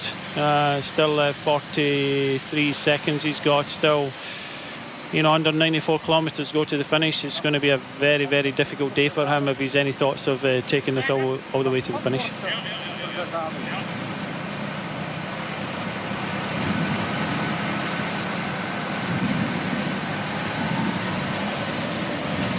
So Cilingi 3/4 of a minute as he toils in the wind and rain. And you can see how tough things are out there. He hasn't managed to get his jacket off. He's got to keep his...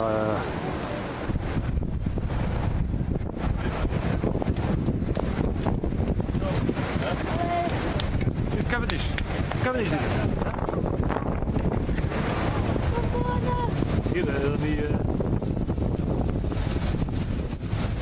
As he makes this little left-hander, he go right again very shortly. And he's well served with bottles and gels. Obviously just recently taken that one on. So Cilingi has managed to just about get his gilet off. As he... Lotto Jumbo, die met een... En is die daar sterk genoeg voor? Nee, maar ze gaan het gewicht op hun schouders krijgen, denk ik. Vooral omdat Van Marken zo uitgesproken, niemand heeft meer naar die Ronde van Vlaanderen toegeleefd dan Van Marken. Nu gaan we naar de Katsberg. Of daar zijn we al een tijdje aan bezig, hè? Ja, of zijn we er net over? Wie zal het zeggen? Toch in de buurt van de Katsberg. En dan rijden we op grondgebied Boeschepen en dan rijden we nu België in. Renaat. Ja, de Monica zijn we daarnet gepasseerd. Langs die abdij daar, waar ook een spandoek hing. Op de Katsberg spreekt men Vlaams. Welkom Gent-Wevelgem. Ja, de Frans-Vlamingen lieten zich zien.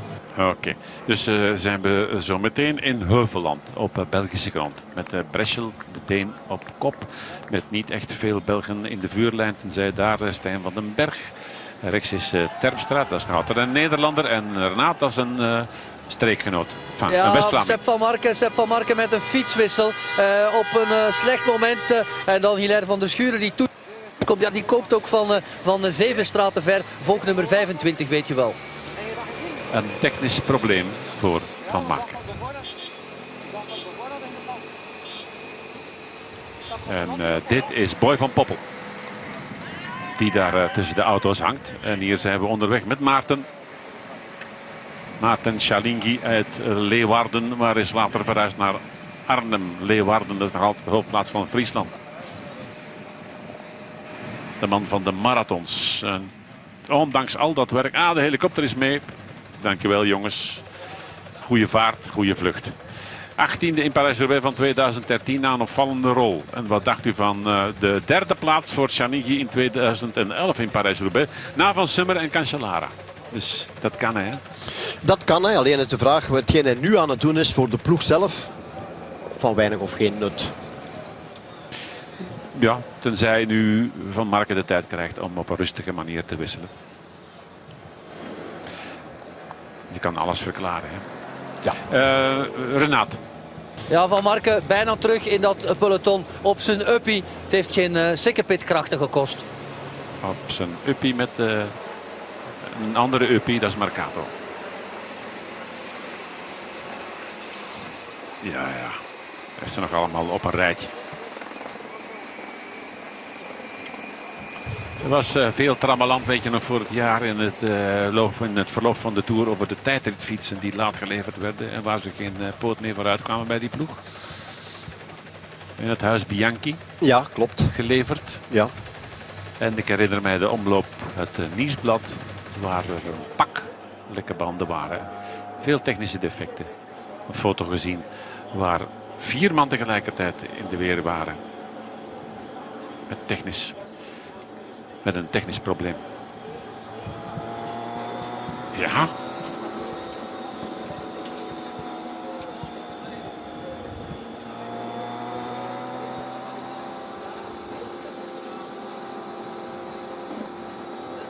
Vermits de situatie wel wat vast lijkt te liggen. En dit pelotonnetje van een goede 45 man, kan er een goede 5 stuks naast zitten, het rustiger aandoet nu.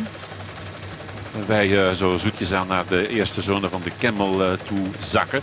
Dan kunnen we een paar interviews spelen. Ik stel voor dat we eerst eens luisteren naar wat Stibar ervan vond vanochtend. Zdeněk Stibar, rij je graag in wires en heb je er veel ervaring mee? Ja, met deze ploeg toch denk ik een beetje wel. Ik heb een keer Qatar gedaan, dus daar heb ik iets geleerd. Start je hier met persoonlijke ambities of telt alleen de kaart Cavendish vandaag? Vandaag telt sowieso terug de overwinning. Ik denk dat is belangrijk voor onze ploeg. En met wie gaat hij zijn, maakt niet echt uit. Maar ik denk dat Kev is sowieso sterk. Hij kan een goed rijden de wires. Dus ik denk we hebben een hele goede kaart voor vandaag. Welke ploeg gaat volgens jou hier de koers in handen nemen? Wij zien wel. Ik denk, wij zien wel. Ik denk dat gaat heel goud zijn vandaag en een heel zware koers. Wires slagje maken met Lotto Jumbo? Ik denk iedereen gaat iets proberen. Dus ik denk dat gaat vandaag echt gewoon een heel zware koers. En wie gaat het doen? Ja, gewoon. Wie gaat er van voren zitten? Heel veel succes. Dank u wel. That comes with 87 kilometers remaining. So very shortly Cilingi will be the first of the riders left in Gent-Wevelgem. Haven't seen any sign of Mark Cavendish in contention. We did see him caught in one of the groups behind. He was off his bike, had to get a front wheel puncture at just about the worst possible moment when the action was at its most frenetic in the Crosswinds section. When groups were in echelons all over the road.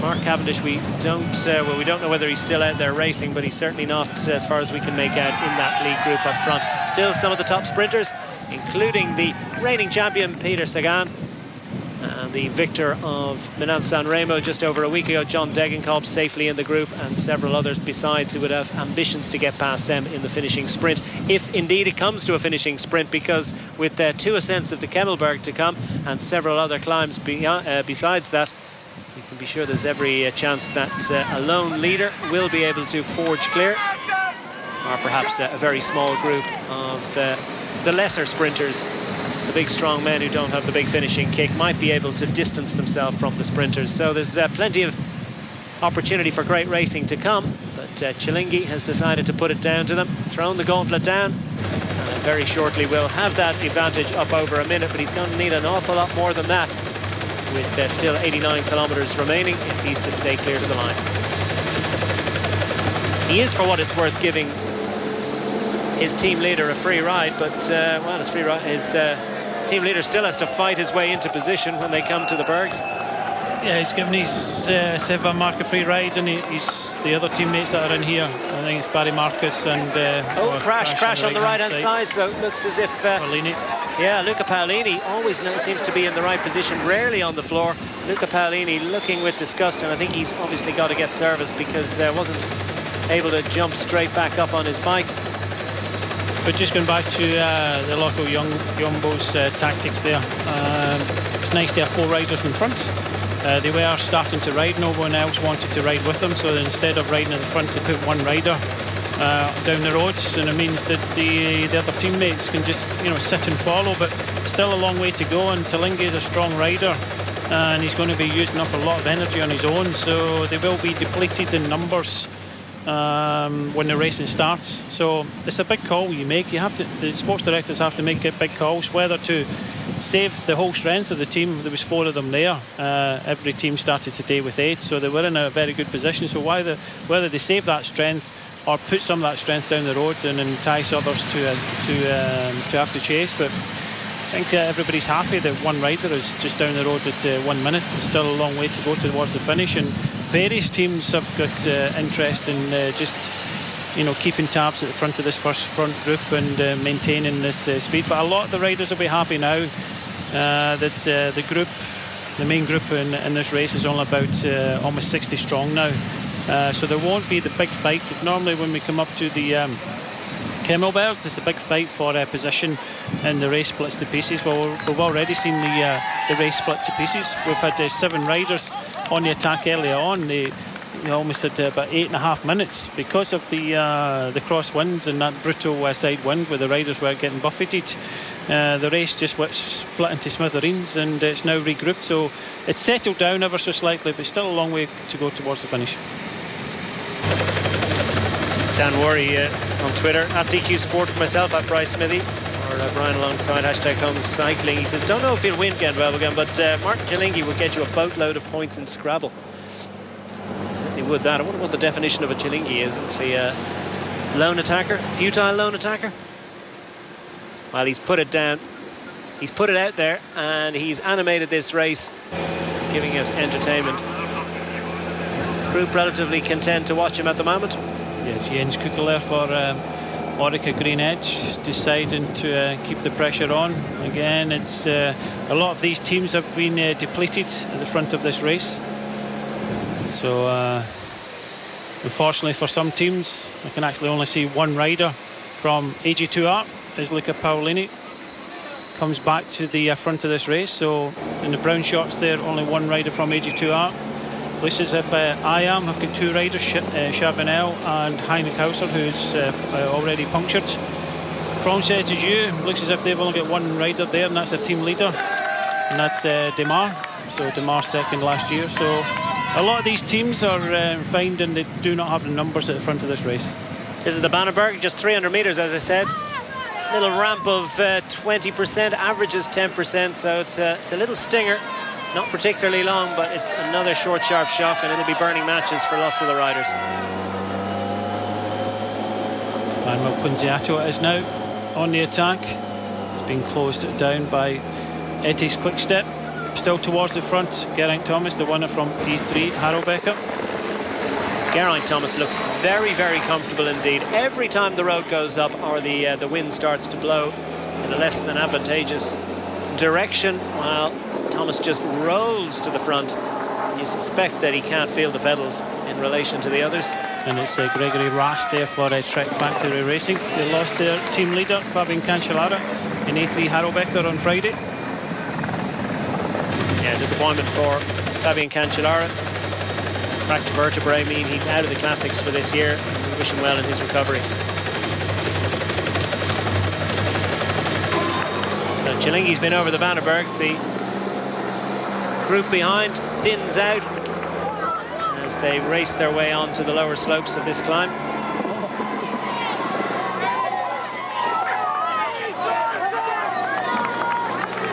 And a big crowd making their presence felt, cheering on these tough men.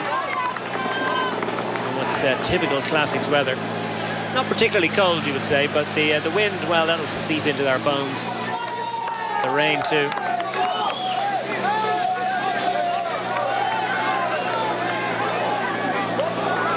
Next climb up after this one is the Kemmelberg. Comes in around about 10 kilometers time. First ascent of the Kemmelberg, first of 2 ascents. And one of the AG2R La Mondiale riders clearly feeling the pinch.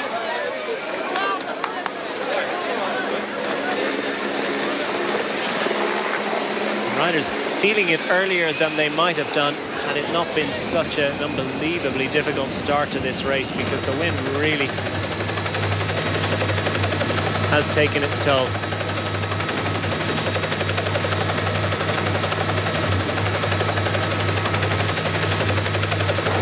And plenty of out there going for Geraint for the win. Few would bet against him, not a sprinter, so he's going to have to find a way clear or get himself clear in a group that doesn't include any of the big sprinters. That means isolating the sprinters, so I think they need to get busy to try and thin this group out a little earlier, and then try and get away from the sprinters later on. So. Heel veel vooraan op kop rijdt, terwijl ze toch maar met 2 erbij zijn. Hij samen met Sagan. Teuns wil koers. De man van Gent-Wevelgem. Opletten voor een klap van de Winterman in deze positie. Ja, ik zie het eigenlijk zo graag niet. Maar ja. Het zijn de luitenanten die daar nu reageren. Met Os toch ook weer op vinkenslag. En wat dacht u dan van Greipel die daar ook mee vooraan zit te peuteren? Chalinki nog altijd met een voorsprong van 1 minuut en 1 seconde. Edward Teuns die ziet dat er een groepje op komst is. Maar het is een lange slier. Dus ze volgen wel. Keukenleren zit in zijn dode eentje nog op 51 seconden. Die rijdt er dus voor een goed begrip nog tussen.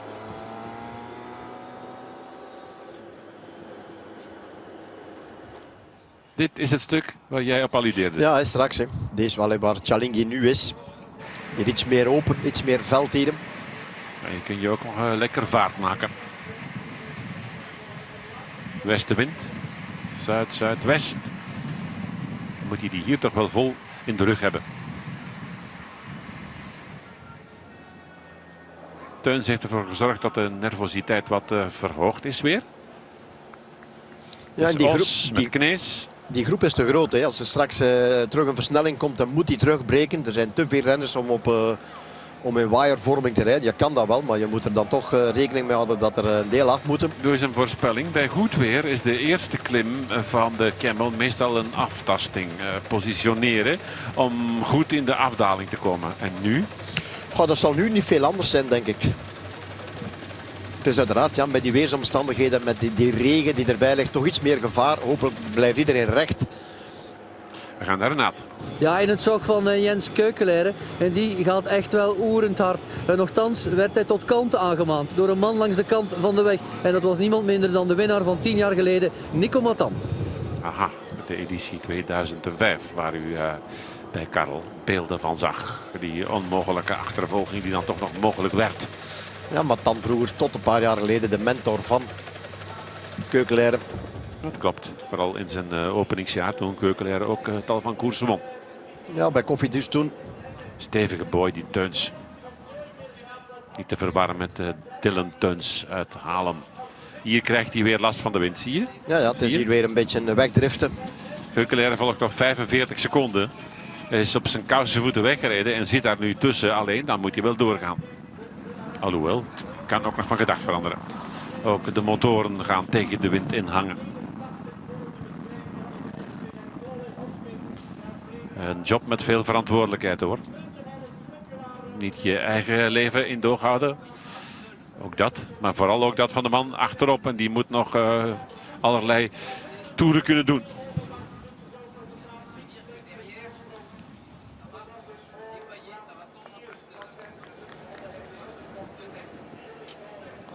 Hier een beeld van Keukenleren. Daar zijn er een paar op komst. Is dat Roelands? Ja, dat is inderdaad Roelands.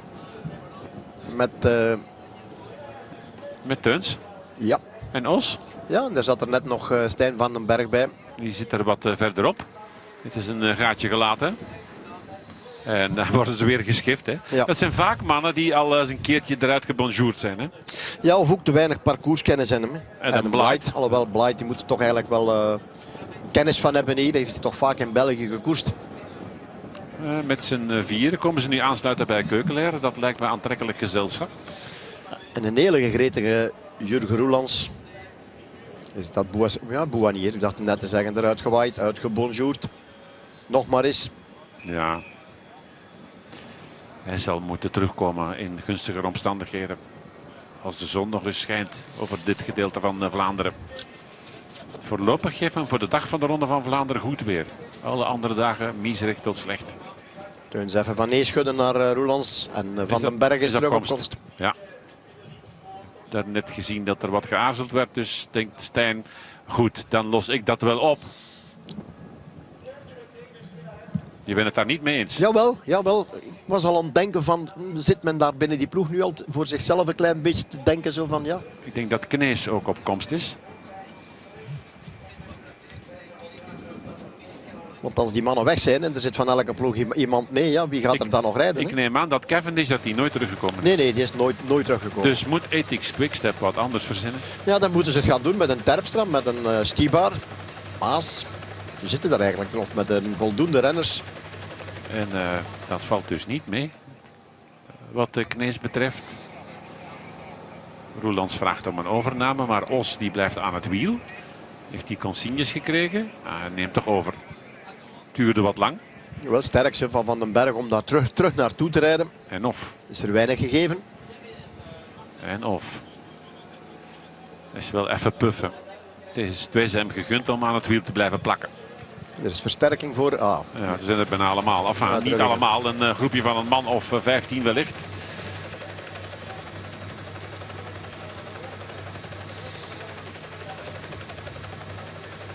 Daar zijn er nog 2 opkomsten aan het kantje. Is dat zal special zijn, hè? Sagan? Ja. Je herkent hem aan de broek. Onder andere. Het kon ook Breschel zijn, maar dat dacht ik niet. Dus, Zone. The gap will be coming down now. Now we arrive into the town of Kemmel, and we're on the lower slopes of the Kemmelberg, the fabled Kemmelberg. This is the traditional battleground in Gent-Wevelgem. It's been such an important part of the fabric of this race. The tradition of Gent-Wevelgem, all about who's strong on the Kemmelberg. So again, the race is on. Jurgen Rollins at the front for Lotto. Kukelair is there for Orica. Looks like the top spot Vlaanderen rider is Toyns, who's second in Eduardo Vlaanderen. Van den Berg for Ethics. Os for BMC in the reds, just at the back, just trying to see the Katusha rider Satovic, it looks like. Sepp van Mark comes across the gap. So Jens Kukelair in the head of affairs there is the man that kicked this off. And on the wheel of Van Mark was the Paris-Roubaix champion from last year. Nicky Terpstra comes straight to the front. But Sagan being very attentive. So Sagan has made it across that gap, but it looks as if the group behind is being towed up by Luca Paolini. Paolini, after his puncture, safely back into the group, has made his way to the front and is doing a job of work to tow it back for presumably Alexander Kristoff. As I said, we haven't seen too much of him lately, but he was in there early on when this group first established itself. So Luca Paolini doing a good job, and it looks as if the riders that made the big effort to close that gap might have just wasted a little bit of energy. Geraint Thomas rolls in front of his teammate Christian Knaes. Those are the only 2 Sky representatives. Questions on Twitter. Part man, part bike is asked, is Wiggins still in Gent-Wevelgem? Well, I don't know, but I'm fairly sure he's not in this front group. And Peter Sagan is losing troops from the fray. And that's meestal een veegteken. Ik denk de P van Tassen. Pauselijk passen.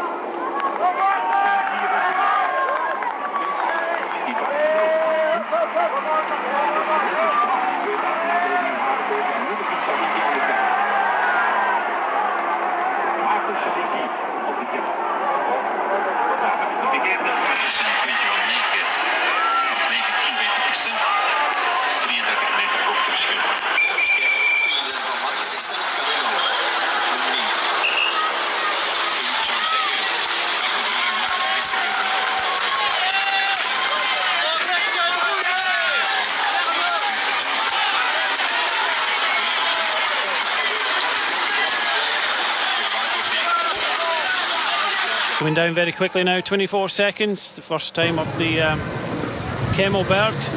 They'll hit this again after another 40 kilometres.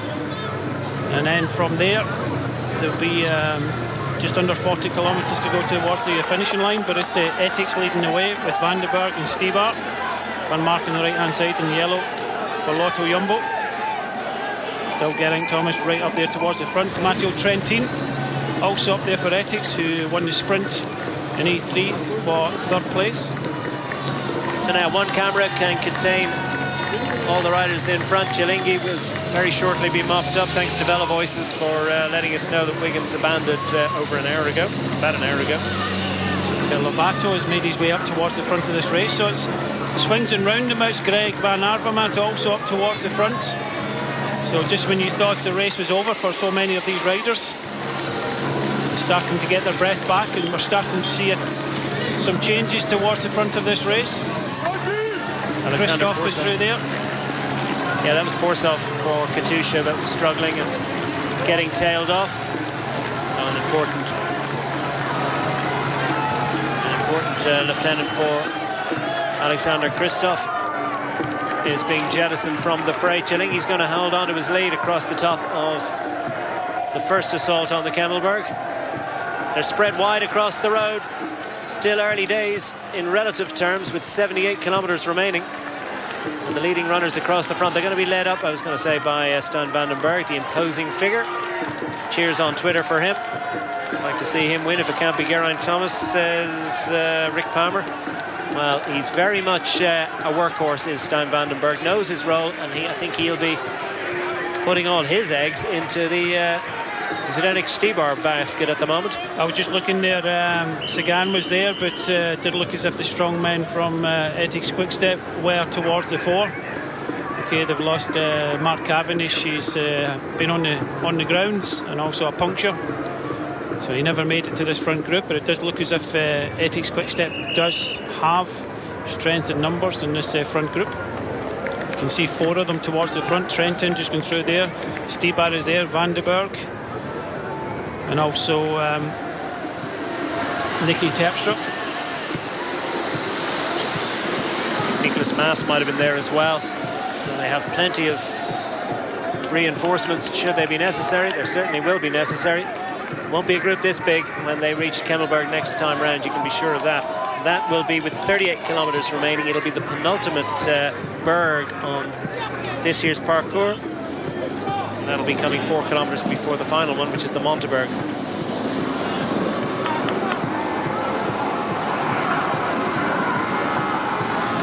So there's a great atmosphere at the finish line. Great atmosphere too on the Kemmelberg. Big crowd out. We'll now repair to the television to try and see what's happening before they dive out from under the covers once more. To see the riders in about another 30 kilometers or so to go.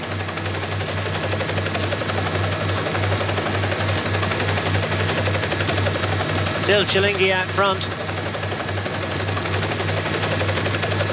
And behind the front group splits up a little on the descent. This is not quite as difficult a descent as it once was. They used to go straight down the cobbles.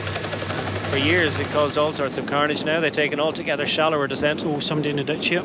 And we have is it Coquelaire perhaps on the right hand side. It's certainly a representative of Orica Greenedge. Not the first time we've seen an Orica Greenedge rider in the ditch so far this afternoon. I'm not sure that is Coquelaire.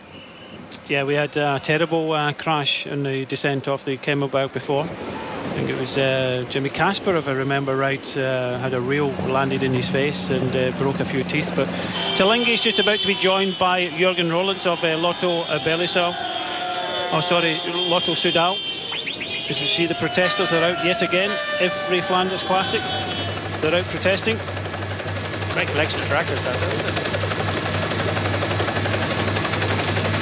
And they could need those tractors later on today. Tow a few cars out. There's a big old crowd around here at the moment. 76.5 kilometers. That group behind is not as big as it was, that's for sure. Jürgen Rollins knits up with Martin Cilingi up front. Rollins pushing on for Lotto Soudal. Looks like it is a good move for Jürgen Rollins now, obviously feeling good today. Greipel's kind of hanging on to the back of this.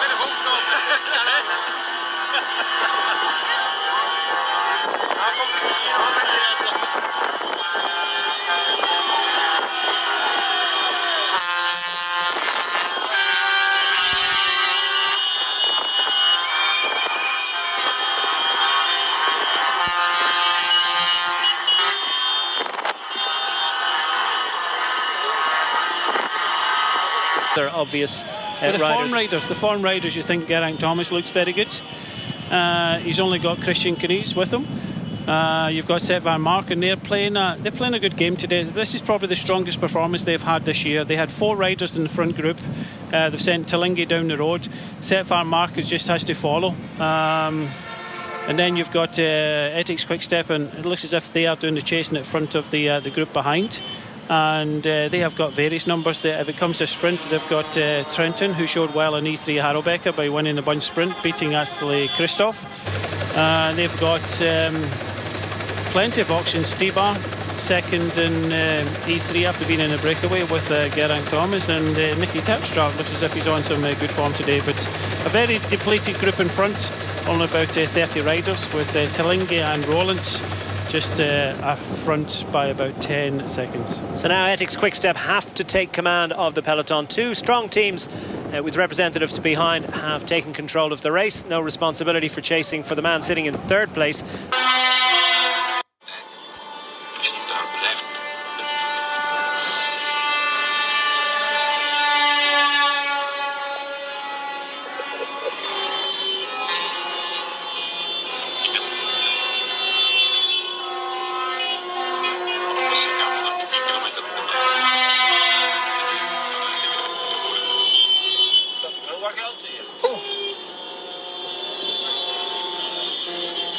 Dat zijn beesten, die gele.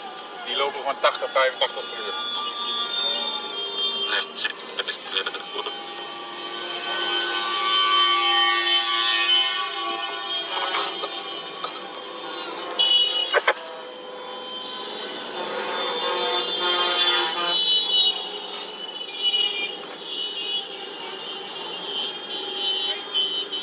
I'm not exactly sure how tall he is, about 6'4", 6'5". He's absolutely enormous. Former winner of Tour of Ireland many years ago, and since then has slotted into a role as one of the leading strongmen.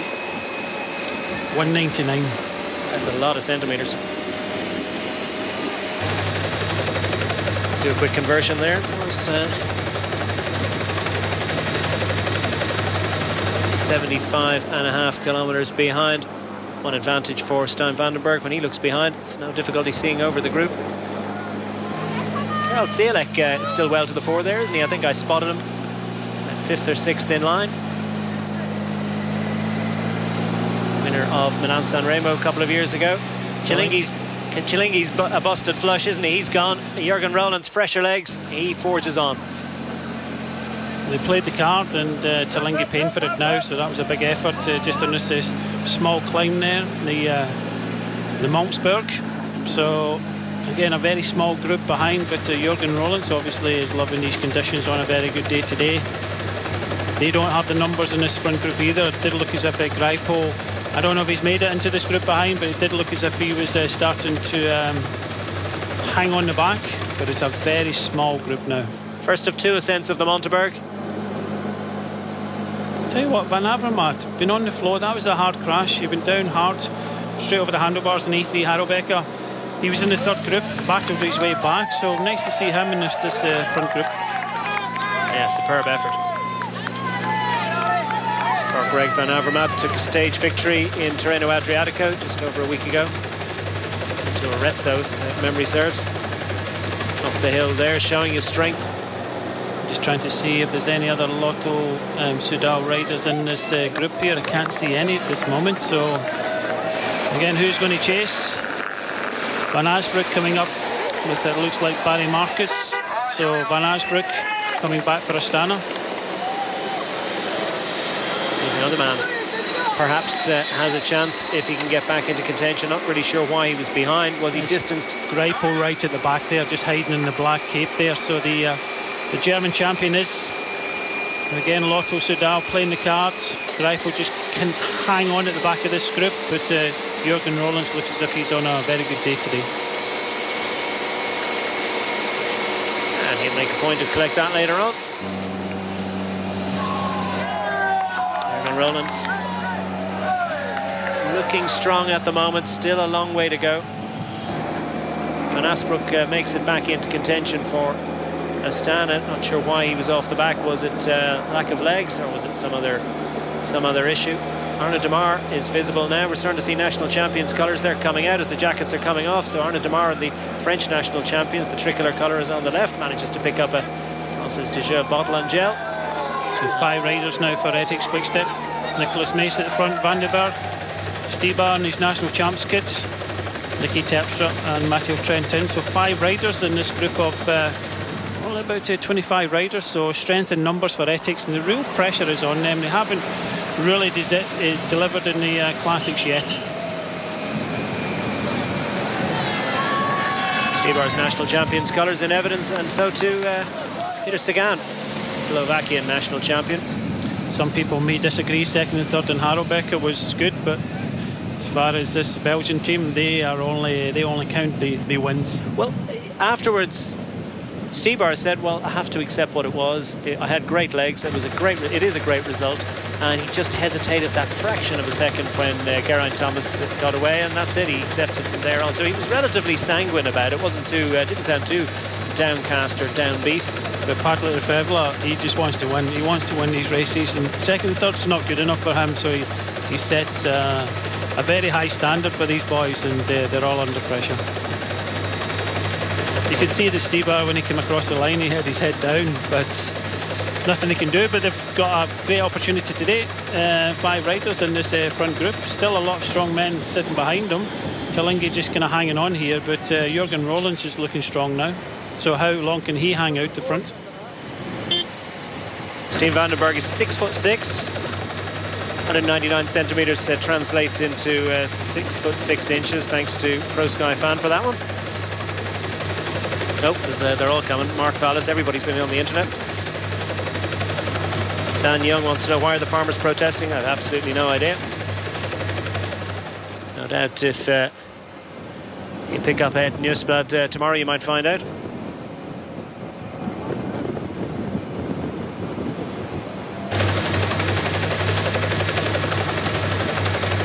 So Chilingi will be back in the fray very shortly. 32 seconds the advantage, though, for Jurgen Rollins out front. Looks like the front group are starting to get a little bit busier.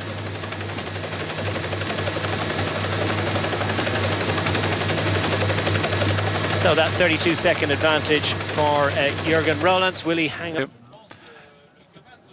En we gaan weer naar Renat.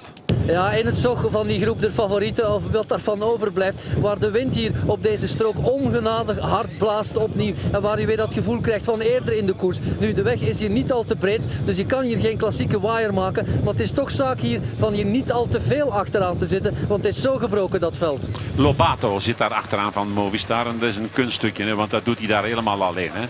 Lobato is katarrap. Hè. Er is al eens een keertje een Spanjaard geweest die deze Gent-Wevelgem gewonnen heeft. Eentje. José twijfelt, zoekt en vindt.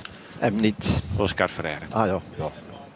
Dom van mij. Ja, dat is een Europeaan. Hè. Ja. En toen al naar Zwitserland. Nu is hij terug. En Renat.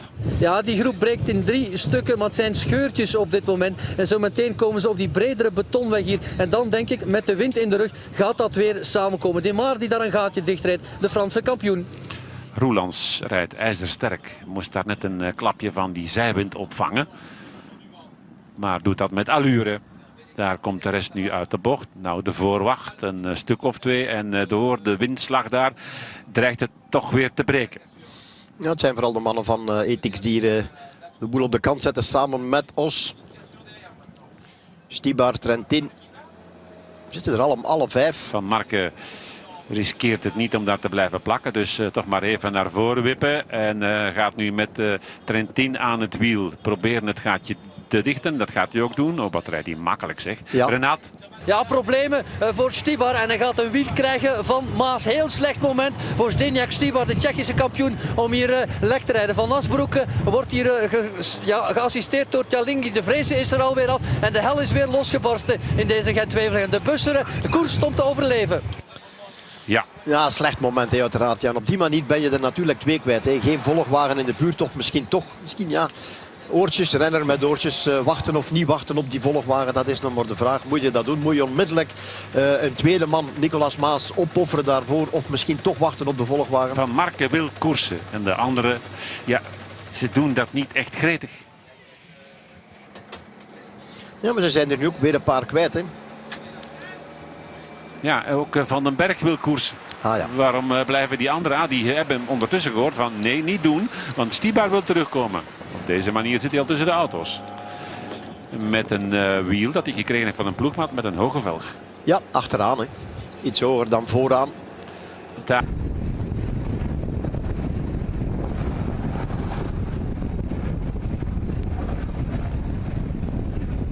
Hey, kom aan, hè. Good old Paolini. Groepje van een man of 11, 12. Ja, met daar een mannetje tussen van want die groep Goubert. Maar die verliest terrein. Os maakt het tempo. Van den Berg is mee. Trentin lijkt makkelijk te trappen. Knees is ook mee. Dan zien we ook Terpstra.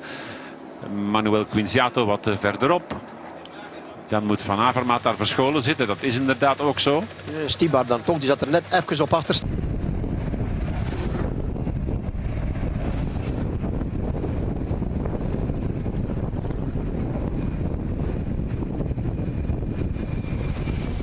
Hey, kom aan.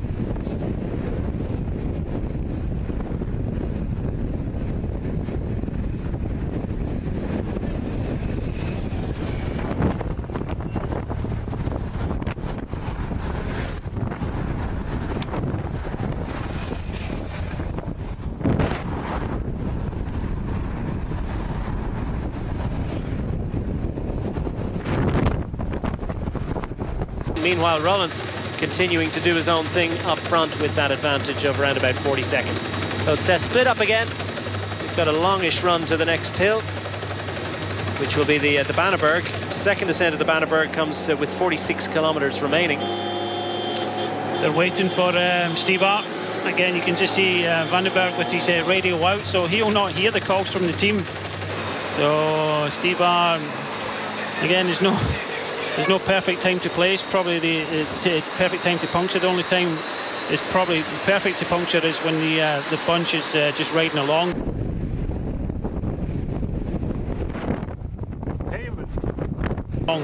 At all today because of these winds, so it's been a difficult chase for Stibar. He has had the help of his team with the magic spanner and you know, a bottle coming out, but he's behind the jury car, the referee or commissaire.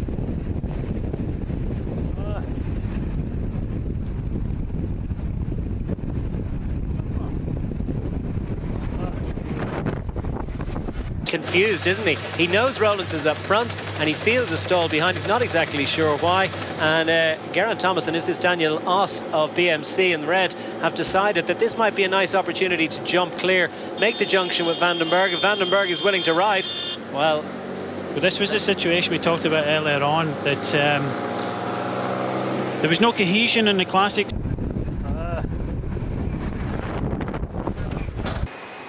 Ethics Quick Step, they want to ride their own race. They lost with 3 riders in Omloop Het Nieuwsblad.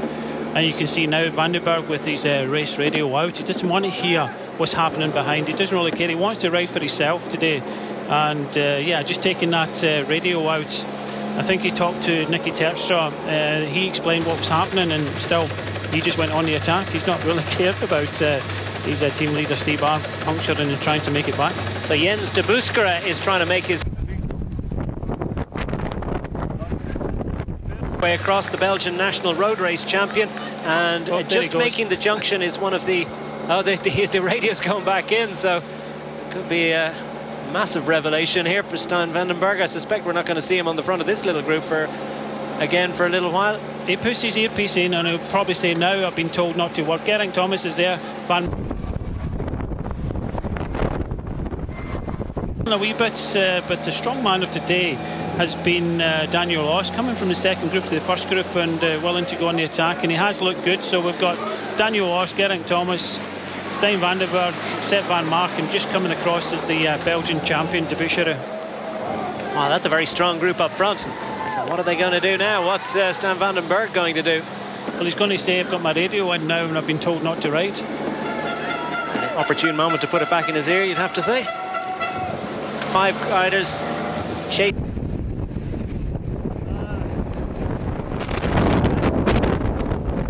And being chased in turn by a group of what? Not much more than 20 riders behind, if even that. The klaxons roar as they greet the riders in Gent-Wevelgem.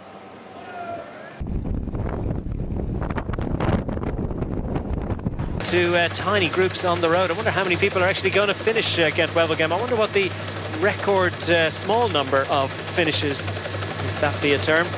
It's the smallest number of recorded finishers in Gent-Wevelgem. Usually it's a group of about 40 or 50. It's far from unheard of for smaller groups to make it to the line, even solo winners. But more often than not, it is a sprint. The Sprinters Classic, they call it. Not today, it isn't. Unless you've got a sprint that lasts for 239 kilometres.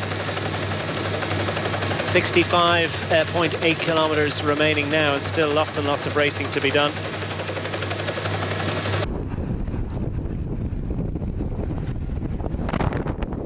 Remind you, comes with 46 kilometres remaining, then the Kemmelberg at 38, then the Monteberg at 34 kilometres. Geraint Thomas, he's just itching to get out front, isn't he? Everything that goes off the front, he just wants to try and jump over to it. He wants to race, but such a long way to go to the finish, and sometimes... Heel bonnet. Ja, bonnet. Het gevaar en in opdracht van de kopman waarschijnlijk op de ploegleider van Alexander Christophe knalt hij nu voor een hele mooie stijl. Heeft nog een brilletje bij over dat stuur. Rider that is the strongest doesn't win because he's so strong and doesn't know exactly how to use the energy. This, our lone leader up front. Roland's toiling in the wind. You get a real sense of just how difficult it is. That's an absolutely beautiful shot, isn't it, as it sweeps across the landscape. Look at the way the road has been battered by the wind. Branches shaken from those trees lining that long avenue.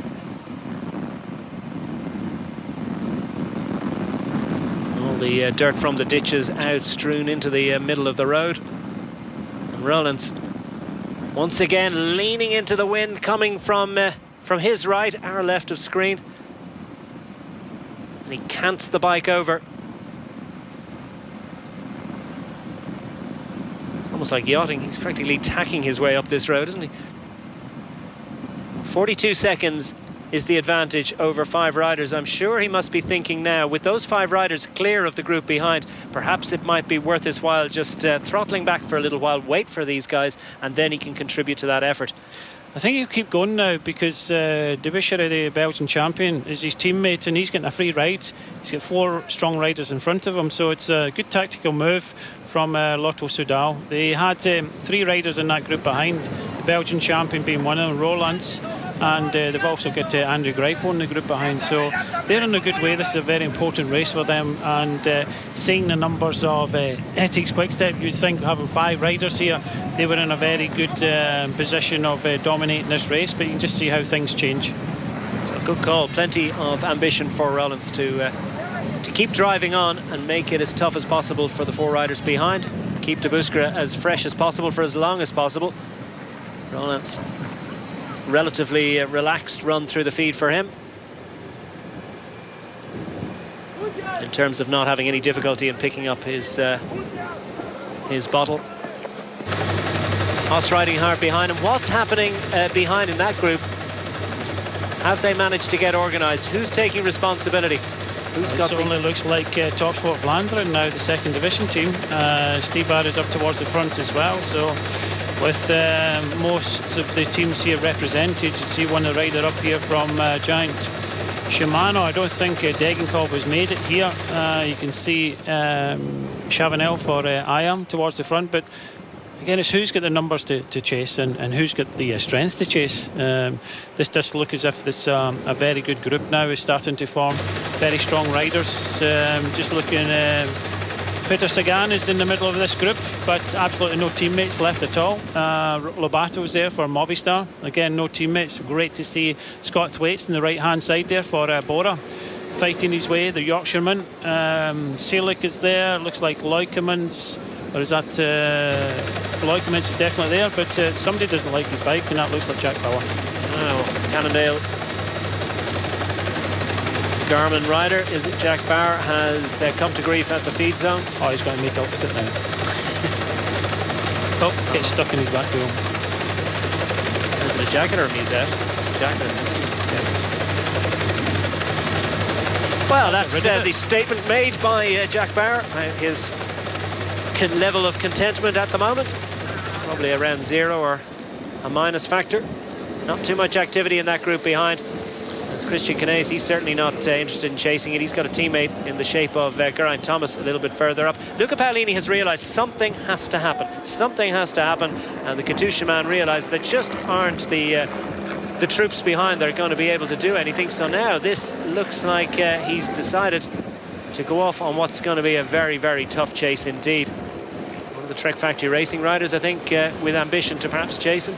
Yeah, this is Rast trying to get him across to Paolini. These are the strong men of today so far.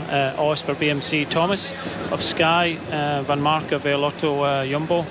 Van den Berg has decided he's not contributing and trying to use this breakaway. De Busscher won't contribute because he's got a teammate in front of Rollins. I'm not too sure if this combination will work.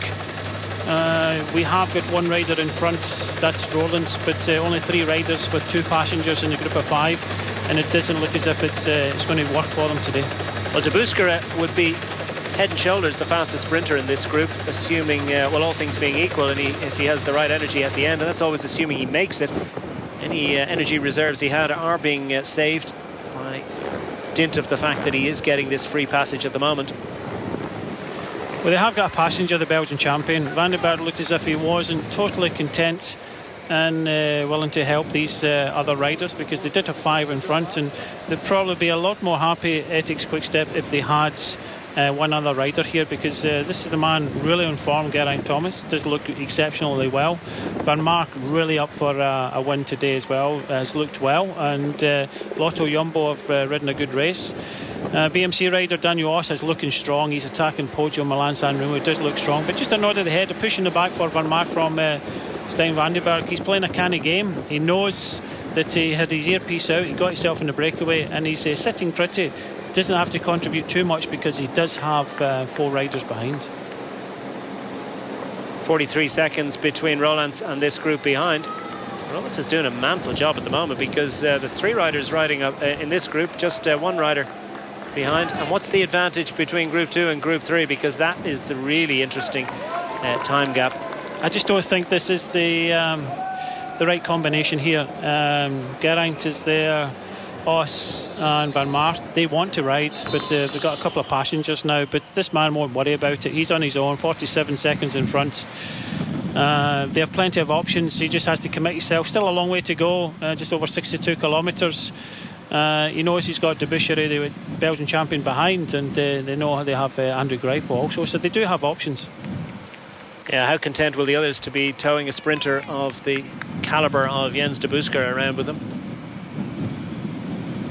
At the moment, they'll be happy to have separated themselves from all the other good sprinters that have managed to survive in that group behind.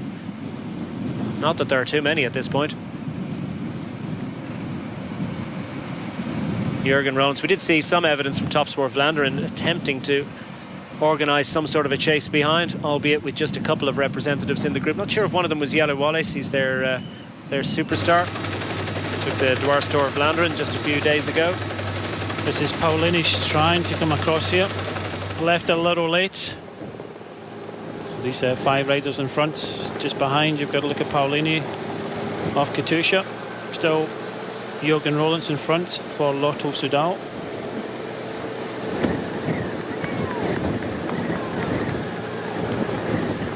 Sepp van Mark rides through, and they're getting a turn now from Stijn van den Berg, so interesting that he is riding through now. It's obviously a change of heart. 55 seconds to Rollins up front. Has that contributed to the thinking? Wouldn't say this is the smartest move for Van den Berg, especially when they had 5 riders behind, and Paolini coming up here, and who's going to chase? You think that Katusha had a couple of riders there to help Christoph. They're deciding to put Paolini down the roads. So who is left to chase behind? This gap creeping up ever more. 55 seconds now to Rollins, with this group of 5 soon to be joined by Paolini, not giving 100%.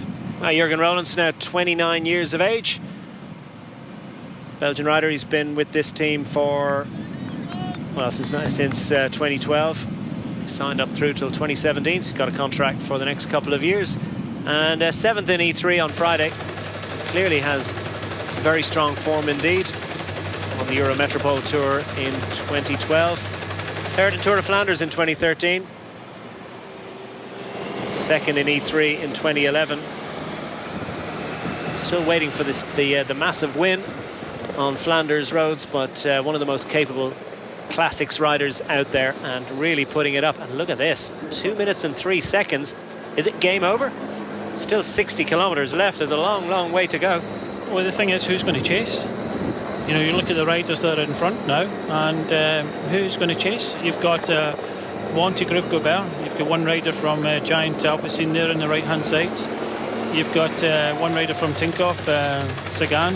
You've got Searlick for MTN Quebec. So again, it's all about numbers. Savage ride here by Paolini. Paolini is just about managing to haul and winch himself across this gap. These riders are riding up there, have a little look around and suddenly realise they've been joined by the veteran Italian from Team Katusha. Has been given free rein to take his own chances this afternoon. Worked in the service of Alexander Kristoff in recent days, but Paolini has now managed to race across, making it a group of 6, chasing the lone leader. That is Jürgen Roelandts, and that's another contributor to the chase. He'll take a few moments just to gather his breath, get a gel.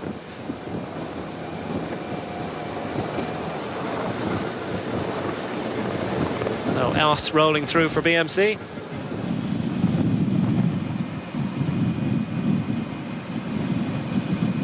.60 kilometers remaining in Gent-Wevelgem with Jürgen Roelandts up front now with almost 50 seconds advantage on the group of 6 behind. It's been carnage all afternoon. Amazing racing on the Flanders roads. Huge gusts of wind whipping across the riders, driving them into echelons. Riders struggling to stay on their bikes, not just the usual touch of wheel type crashes, but crashes as a result of riders just being literally swept off the road in great big groups. And as a result, well, the racing kicked off a lot earlier than you might expect. Not the slow burner. This one has been absolutely frenetic right from the start. And now we have a situation where Jürgen Roelandts is the sole leader, chased by a group of 6. And now that, would you believe it, is the remains of the peloton in the race they call the Sprinters Classic. 2 minutes in arrears of Jürgen Roelandts, 1 minute and 10 seconds behind the group of 6 up front, containing, well, representatives of most of the major teams. Top Sport Vlaanderen have missed out from the second tier. Arnaud Demar is in there. No Frances de Jure representative in the group. And this is the group of 6 that are chasing Roelandts, with Geraint Thomas, winner of E3 just a couple of days ago, in absolutely flying form, finds himself up front. Daniel Oss there for BMC, the imposing figure.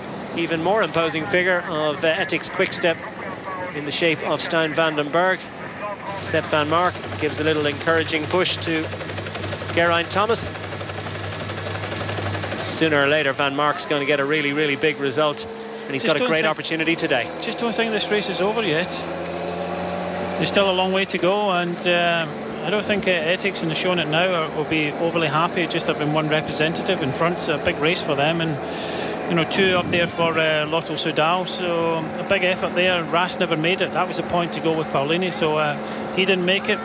Matteo Trentin comes up, Quinziato on the wheel. So is Greg Van Avermaet, but no real concerted chase. A lot of single riders from different teams. You can see Tinkoff gets Sagan there. One rider from Cofidis, one rider from MTN Quebec, one rider from Cannondale. Jack Bauer is obviously made up with his bike.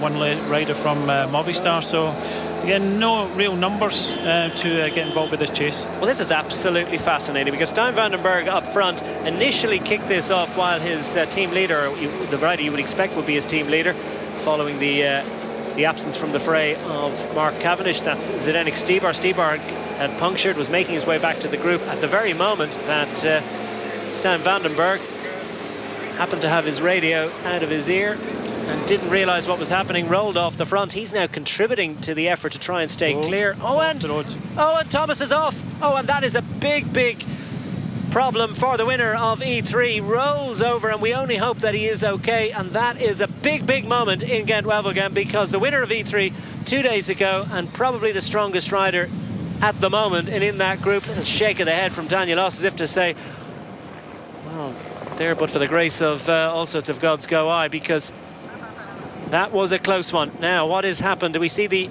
in the background, the Sky team car was stopped and helping Geraint Thomas to get back into the fray, but it'd be a very impressive ride if Geraint Thomas is able to get back into that group. He did land in the verge. It looked as if he did have a soft enough landing, but you don't want to see riders crash like that, being blown off the road. So we've seen this all day. But tiredness is starting to hit the riders, and unfortunately just get blown off, and into the verge he went and over he went. So you'll find yourself in this group, which will change the dynamics again. Christian Knees is in the group behind. So this race, for me, I don't think it's quite over yet. Ethics Quickstep possibly will want to try and get a smaller chase group involved.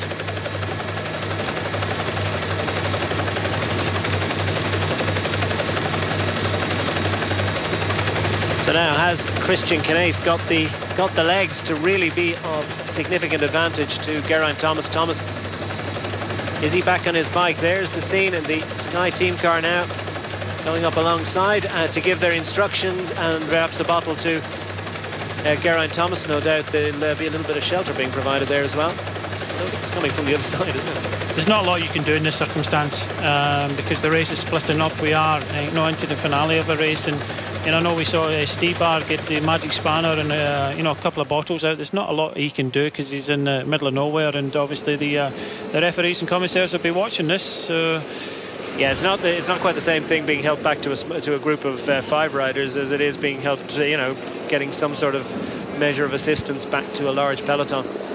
He's Stibar going into his radio now. He really wants to know what to do now. They're in a difficult situation. They look very strong, having 5 riders in the front group, but now they're only got 1 rider in this group of 5. Still, Jurgen Rollins has got 1 minute and 15. He looks super strong today, and Debussy, the Belgian champion, having a free ride. So it does very, very much look as if it's a great performance by Lotto Soudal so far today. But we said this about other teams, as we see the valiant fight to get back from Geraint Thomas.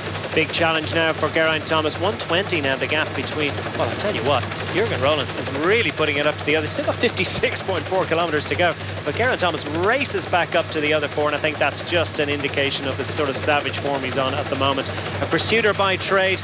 Give him a carrot, like 20-30 second gap to close within a few kilometers. Well, he's absolutely the perfect man for the job, especially when he's on form like this. They'll be delighted to see him back as well, I think, in one respect, in as much as he's going to add extra impetus, and it looks like they're going to need it because Rollins is doing a very strong job. Daniel Oss calling for team assistance, perhaps needs to have a little conversation. What are they going to do now? Luca Paolini rolling through. He's on the front for Katusha. Just on his wheel, the man who's just made it back into the fray after that spectacular tumble into the ditch, Geraint Thomas. Sepp van Mark of Lotto Jumbo in the yellow colours. This group is not far behind. Just look at the time gaps now, and they've decided to they try to close the gap. See Nicky Terpstra on the attack trying to go across, so it did look as if in Ethics Quickstep not overly happy. Only have 1 rider there, trying to fire a rider across here, but he's got 48 seconds to make up. Former Dutch champion Nicky Terpstra, winner of Paris-Roubaix 12 months ago. Got a big rendezvous on the cobble roads in northern France in a couple of weeks' time, but in the meantime, he's got an important rendezvous with the group up front, and he's got to get across to it. So clearly they're not happy to back Stijn Vandenberg for the win. He's not noted as a sprinter. He's not noted as being someone who can close out a classic win, albeit he usually is there in the mix coming up to the final, in or around the final, but never the man to get it across the line. So Ethics Quickstep not satisfied with the composition of that group ahead, and Nicky Terpstra is going to try and ride across to it.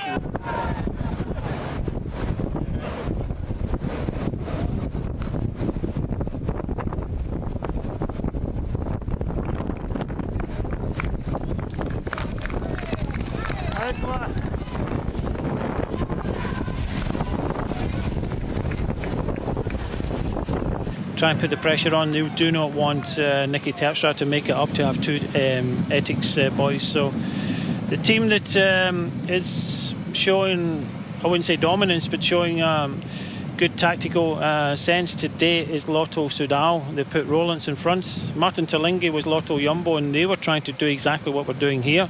Having Terlinge in front and Sepp van Mark would be able to ride in the wheels. But this team here, Lotto Soudal, have turned it around, put Rollins in front, and it means the Debuchery, the Belgian champion, can have a free ride behind.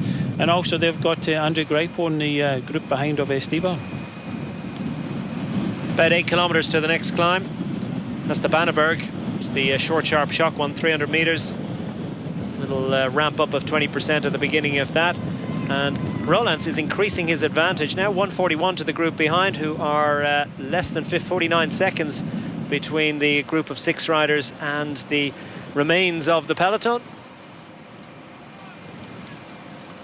So Rolands, who was, as I said, 7th in E3 a couple of days ago and 11th in Milan-San Remo last week, clearly on flying form. Is he using up his legs too early? Well, he's doing a great job for his team one way or another. Bit of an ask for him to last out there for another 50 kilometres plus. You get the sense that the impetus has gone out of this group, that they're just rolling through, not really. Yeah, it's kind of difficult for them when they've got Van den Berg and Debuchery just sitting on the back.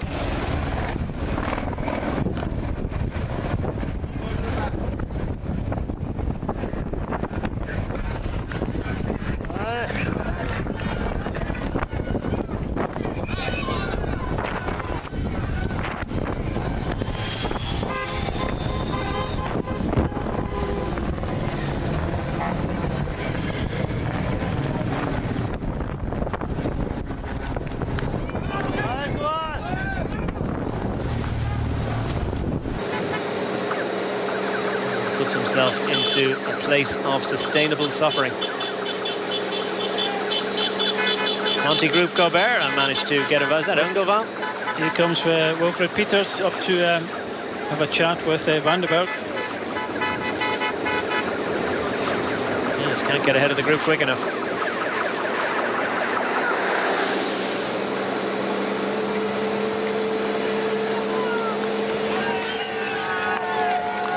So now the group behind,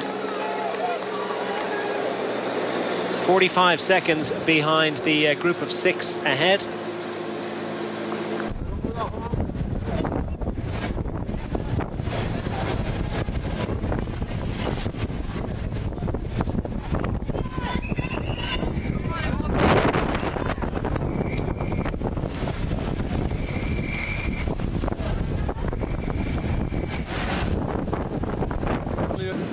Yeah, it would be nice to get that information. That would also very much change the dynamics. If Terpstra gets over there, then they'll start riding. Certainly Van den Berg will go on the front at that point. I think that's why he's decided not to ride, because Terpstra is trying to come across to that group of 6. So Ethics Quick-Step, some interesting and unusual tactics, and so often in these races, because they've been so strong for so long and have such a strong collection of classics riders, that the scrutiny is all that more intense on how they play their tactics. But this man has to be very careful now. He cannot go too much into the red. Still over 50 kilometres to go. He's on his own, no shelter whatsoever, and in these conditions you can blow big time. So he just has to be very careful and try and measure his effort now.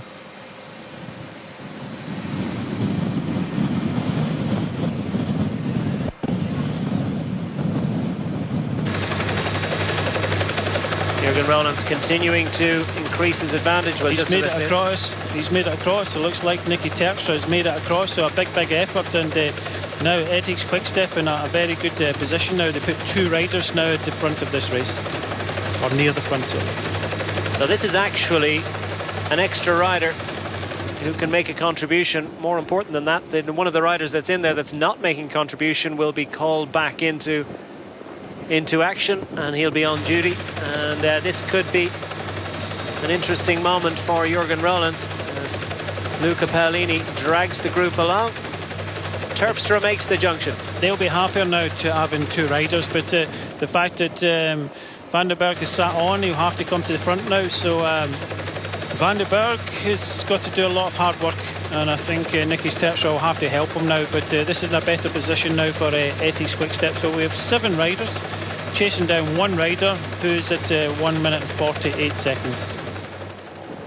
So the group of 5 became 6 with the addition of Luca Paolini. 5 again with the crash.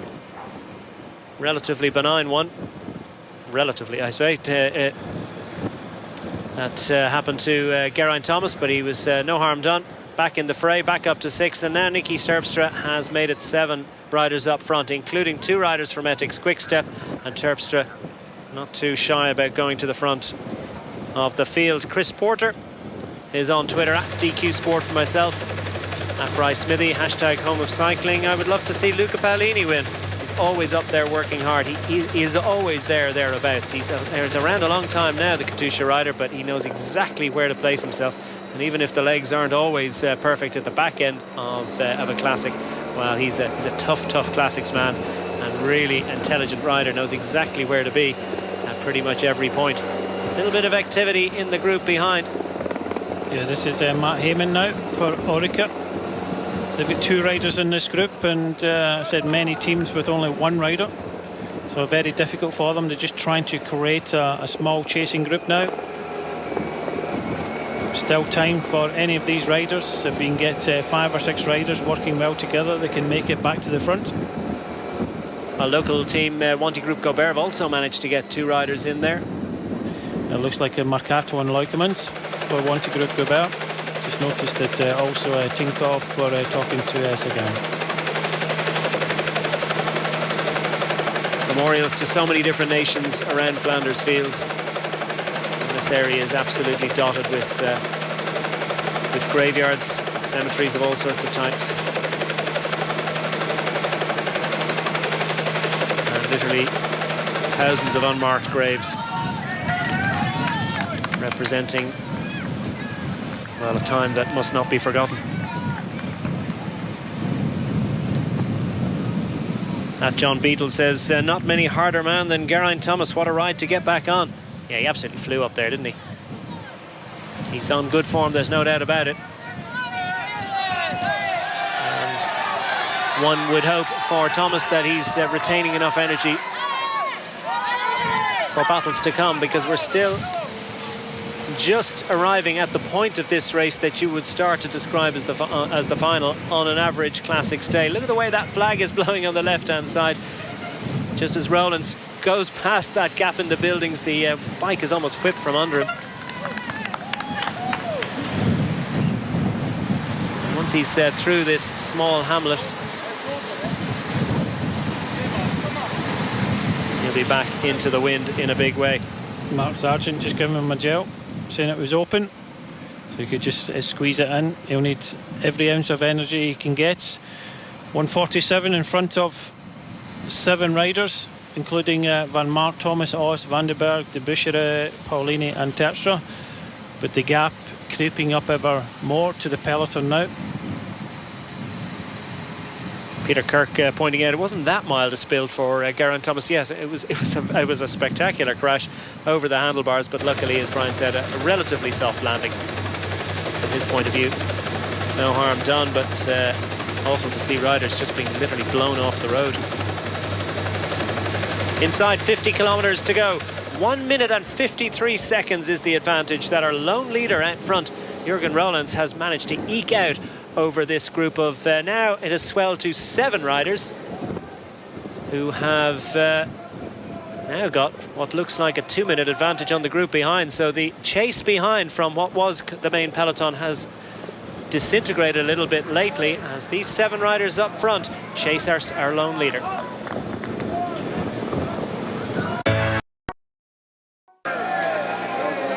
You're looking at the remains of the main peloton in Gent-Wevelgem. We're inside 50 kilometers to go in the one they call the Sprinters Classic, and these riders are in danger of being completely out of it.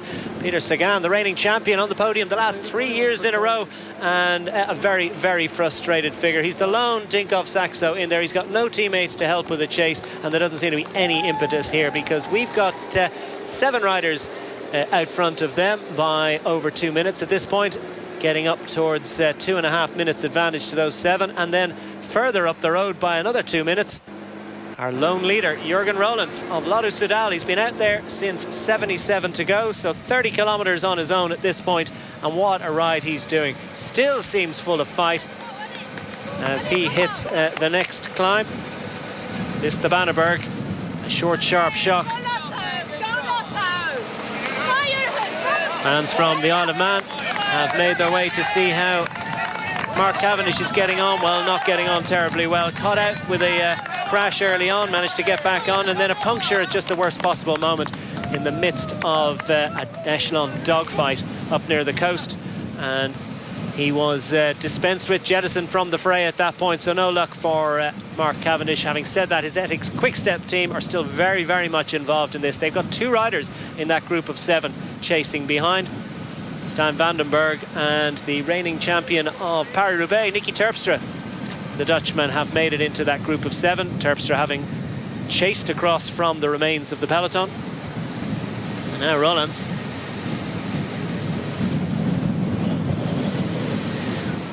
Has squeezed himself up and over that climb, down the descent, gets first sight of these muddy, muddy roads. He's starting to feel it now, surely, Brian. You would think so, but he still looks strong enough, holding the gap of 2 minutes, and they are riding behind him, the 7 riders. And you know, looking at the peloton, that's creeping back now. It was a case of about almost 50 seconds at one point. Nicky Terpstra zipped across the gap, and the only chance for the riders now in the peloton to do anything is for a big attack on the Kemmelberg. Maybe take 6 or 7, possibly 8 riders with you, all committed to try and come back to this group, because they do not look at this point to be riding flat out, because they know they've got Debuchery, the Belgian champion, just sitting pretty on the back. He's not done anything at all. He made a big effort to go with this group. So a tough day for everybody, but we're into this strong headwind, and nobody wanting to commit themselves 100%, and Rollins has got nobody to worry about apart from himself, and obviously the road in front of him. Plus they must simply all be quite tired. I mean, and trying to save last few joules of energy to try and scrimp together resources for battles to come, because still 47 kilometers remaining. Interesting viewpoint on Twitter at DQ Sport for myself. Bryce Smithy, hashtag home of cycling. And Richard M is saying, proving Sagan was a poor signing for Tinkoff Saxo. No support, no team, all round poor fit. It's not really Peter Sagan's fault, is it, that he has no teammates with him? He's done his job and managed to make it into that group, but unfortunately not able to chase it all down on his own. When you look at that team, I think it's a strong team. Bodnar, Brescio, Kolar, Markov, Tosato, Trusov and Brut. Brut was in the original attack. The group of 7 that went away near the start, and you know, it did look good having a ride on the break and not having to do anything. But you've got to remember, when the race decimated in the Crosswinds, there's a lot of the riders being blown about, and many of the riders don't like that. It got really dangerous, and all of a sudden he finds himself in that position. Ethics Quick-Step at about 5 riders in front. Then when Vandenberg went away with this group, they fired Nicky Terpstra across, but they're just riding. They're not riding to try and bring back Rollins back at the moment. They're probably waiting for the Kemmelberg, and I think that's where they have to try and do something. They have to try and get rid of the passenger on the back, the Debuchery. They think we might see some attacks on the Kemmelberg, and possibly from this group as well, but it's getting too much now. It's over almost 3.5 minutes now back to this group from the 7 riders in front. Yeah, 5:25 from the front to the main group. Thanks to Mike Evans for pointing it out that Peter Sagan didn't win this race last year. It was John Degenkolb, of course. He's the reigning champion of Gent-Wevelgem. Sagan has been on the podium the last 3 years, though.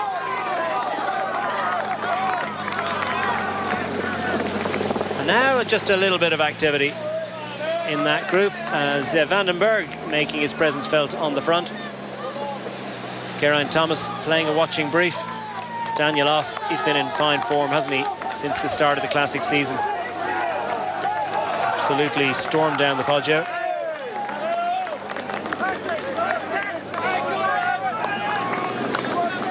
Press a couple of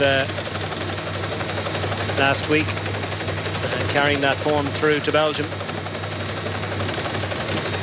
Now 2 minutes in arrears. Will they manage to make further inroads?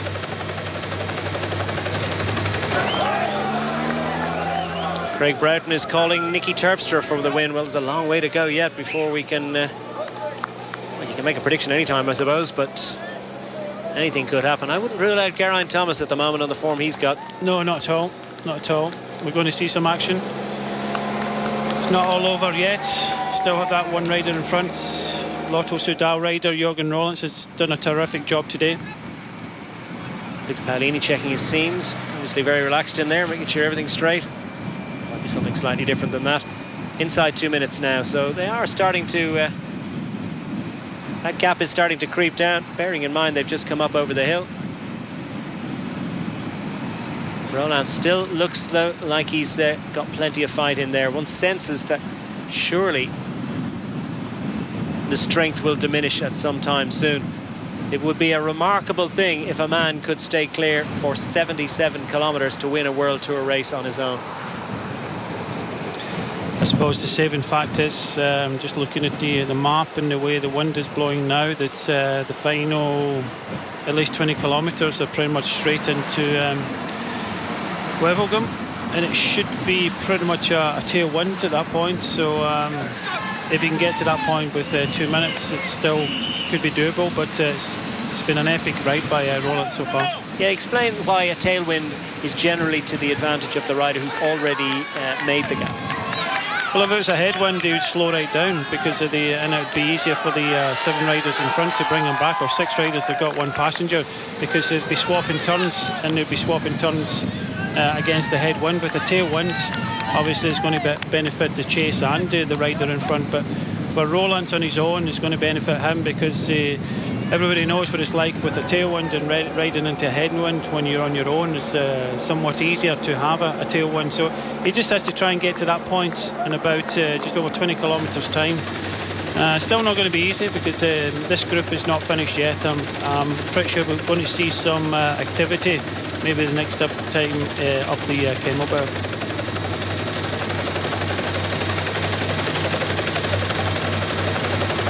This the group behind, inside 2 minutes now, 1 minute and 53 seconds, and this is a critical phase. Will they start to make further inroads?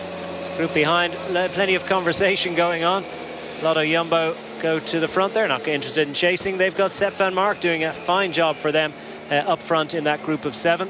So they'll just put the brakes on, block the road. Well, this was the original attacker, Martin Telingi, on the right-hand side. Adrian Petit for Cofidis.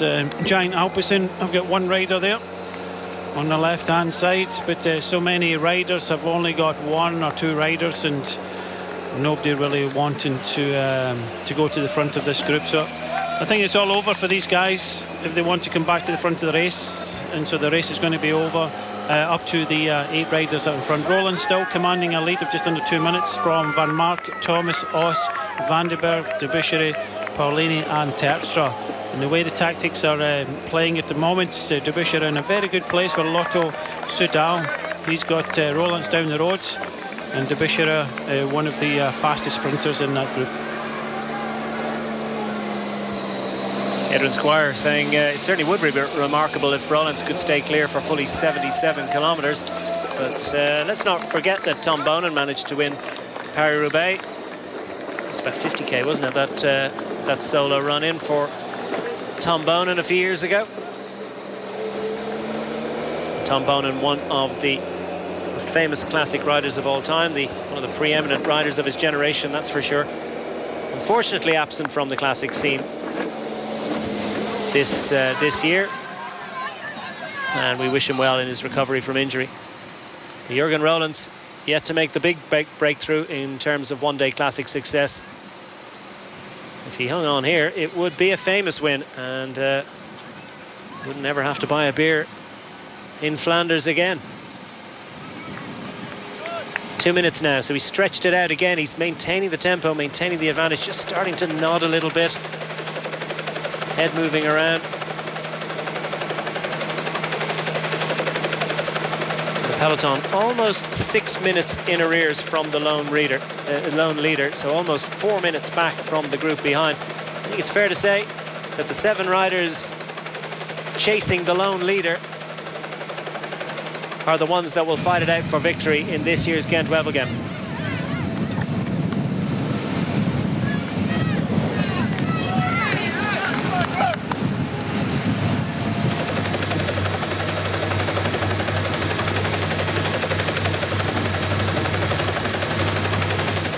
Apparently nobody beats Zdenek Stybar at Scrabble. That's the ultimate classic riders Scrabble name. Are we allowing proper names into Scrabble now?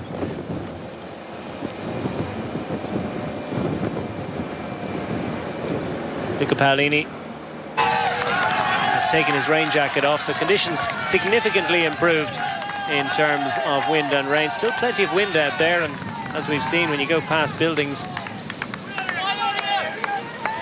sudden gusts can just catch the bike, and when they're out into open countryside, as we've seen recently, Geraint Thomas caught out as the wind whipped across his small group.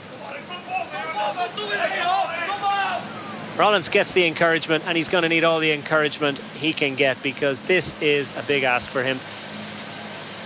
Radio goes in, comes back out again. I think he's struggling with it, and he keeps on trying to put it in his ear sometimes, so you get a bit of tape, and obviously in these conditions it's come out, so it keeps on popping out his ear. He just wants to know the time gap. He's through Kemmel, who we've just been through that the cobblestones there, heading towards the Kemmelberg for the second and last time. Got to go over the Kemmelberg, and then he's got the Monteberg, where he went actually on the attack across to Talingi, and straight past him he finds himself alone.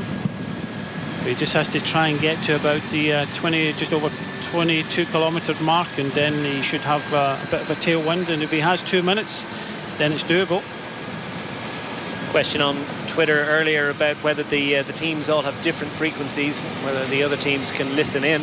I'm not sure whether they're scrambling the signals, but they certainly would have different frequencies, otherwise things get very confused. They do have different frequencies, but sometimes in races you start to hear other teams on the same frequency. And there was an occasion where one team were actually blocking all the radio signals in the last hour of a race. I'm not going to say too much about that, but yeah, there is some just need to tell us what team and which race. You can leave it at that.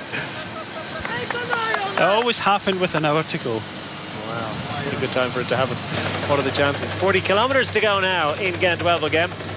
Not much more than an hour of racing left for Jürgen Rollins, although it's a big ask for him and for all the riders out there. They've been battered by wind and rain all afternoon. Can they manage 40 kilometres in the final hour? It would be an impressive performance, albeit they do have a tailwind, and it's worth considering that they are the best riders in world cycling. Now 2 minutes and 9 seconds. Rollins is riding a stormer, and remember, he doesn't have that many more hills to do, because he's now making his way up the penultimate climb of the day. This is where the biggest crowd is going to be, the Kemmelberg. He's absolutely dying on his wheels, isn't he? This is maximum 19% on this climb, and he's feeling every one of those percentage points at the moment. Has to stay in the saddle. Those glistening cobbles mean that out of the saddle there's just no traction whatsoever. Well, he's getting plenty of encouragement, but we're going to see a reaction now from this group of 7. Somebody has to make a big reaction, and I think maybe Geraint Thomas might be looking at this now.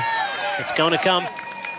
You can sense it, you can feel it. The riders behind, they've been riding a tempo that's been maintaining the gap to the rider up front, but not been making any inroads in it. And for all that Rollins is an absolutely stunning rider, a stunning talent, and producing a truly epic ride, you feel that the riders behind could have closed this gap a little bit more than they have done latterly. Having said that, they've maintained the gap to the riders behind. The peloton not able to cobble together any sort of a chase, and now more than 4 minutes behind inside the final 40k.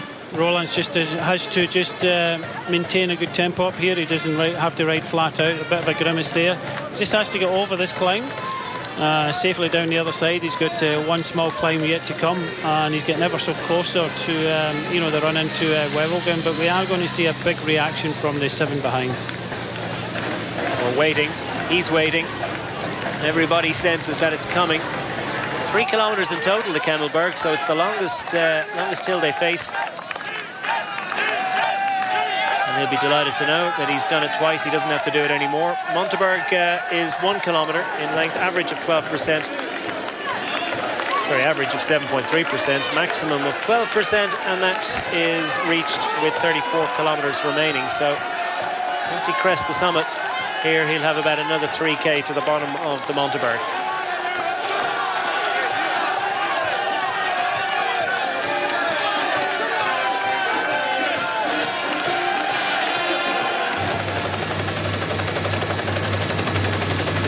Now they're on the cobbles too, and here it comes because the group of 7 behind have hit the lower slopes of the Kemmelberg. Stijn Vandenberg on the back of the group. Nicky Terpstra on the front. No, it's Vandenberg is up the front actually. Terpstra now on the left-hand side for Etixx Quickstep, realizes that he's got to get a little bit further up. On the left-hand side at the front is Daniel Oss. He looks over his right shoulder, he looks over his left and sees that Nicky Terpstra is the one that puts in the dig.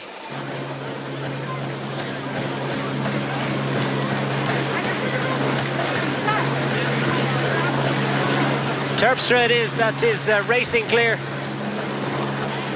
Has the gap, and who's going to be able to chase it down? Well, Geraint Thomas is next up. Vandenberg looks like he's really suffering, and nobody's able to get on terms with Terpstra. Geraint Thomas we predicted would be thereabouts. Van Mark isn't enjoying it. Luca Paolini, he chased across the gap, and now he's really feeling the effects. De Buskra has had a free ride and is clinging on manfully to Sepp Van Mark. Daniel Oss looks like a beaten docket at the moment. Will he be able to get up to the top in time? It's a 3-kilometer hill, remember. 2 minutes and 9 seconds still, as Thomas manages to winch himself back onto the wheel of Nicky Terpstra. So now the group has become 2. This is a perfect tandem, Geraint Thomas and Nicky Terpstra. De Buskra in trouble a little bit now with Oss, and this is a big effort now by Nicky Terpstra. If Geraint Thomas can hang on, then the 2 riders could possibly go across to Rolands. Paolini stalls, and he'll do well now to get back to De Buskra. De Buskra in turn is on the wheel of Daniel Oss, and they desperately need to get back as quick as they can because there are 2 Etixx Quickstep riders up front. Stijn Vandenberg has found some sort of energy in himself. He's managed to get a tow from Sepp Van Mark onto the wheel of Geraint Thomas. It's Terpstra that leads Thomas, then Van Mark, and Stijn Vandenberg, 2 Etixx Quickstep riders of the 4, and will they be able to maintain the gap to the riders behind, because Daniel Oss has the best sprinter of the lot in this group, Jens De Buskra for company. Still 2 minutes and 7 seconds to Jürgen Rolands up front. Well, he's coming back. De Buskra was the very important rider here, and if he can make it back to these 4 in front, then it could be game over. Rolands could take this title today if he manages to stay away, but again, it's about De Buskra. If you can get rid of him, then you've got a very workman-like group. Here they come. Jürgen Rolands through the cavalcade of tractors. Left and right, for all that it's a protest, there's massive support for all the riders in Flanders this afternoon. He's a Belgian. He's 29 years of age, and they're all cheering what is a stunning performance. Regardless of how it turns out, it's been an epic ride from Jürgen Rolands. And that little bit of activity behind has helped them slice a few seconds off the lead, but not a whole lot.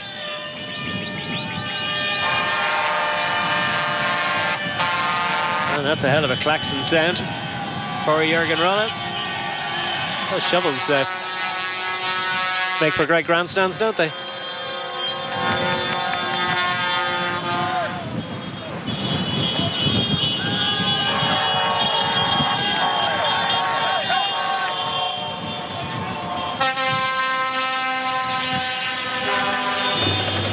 What's he got left?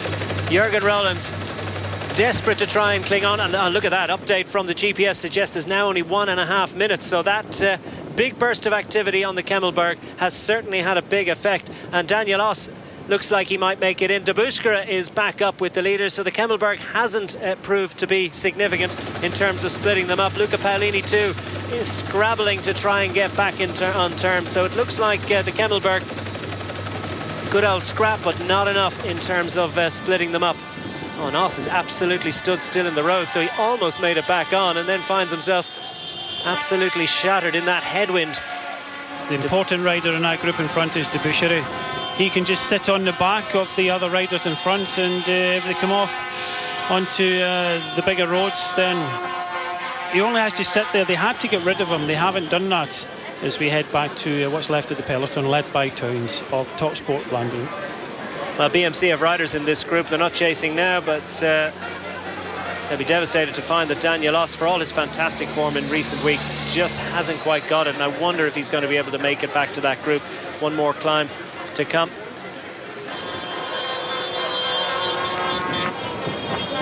Don't think Oss or Paolini are going to make this. No, it's certainly not Oss. Paolini, well, you can see the riders becoming ever smaller in the distance.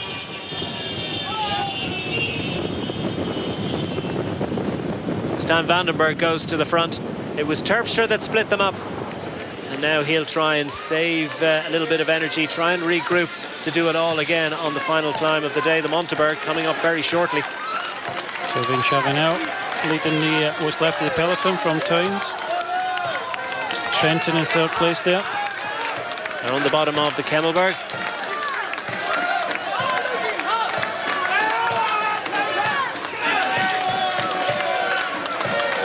Christian Knaes for Team Sky. Gerald Thielek and big hopes. Look at Peter Sagan towards the back of the group. Very frustrated figure, as indeed is Arnaud Demar. Scott Thwaites is hanging in there also. Well, super ride by Scott Thwaites. Poor Aragon rider. Andre Greipel. A long day in the saddle for the German. Ultimately, to know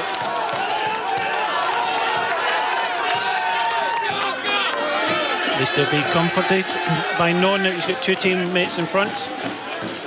Roland's in the lead, and in that group behind you've got Debuskera, the Belgian champion. So Lotto Soudal still looking very pretty.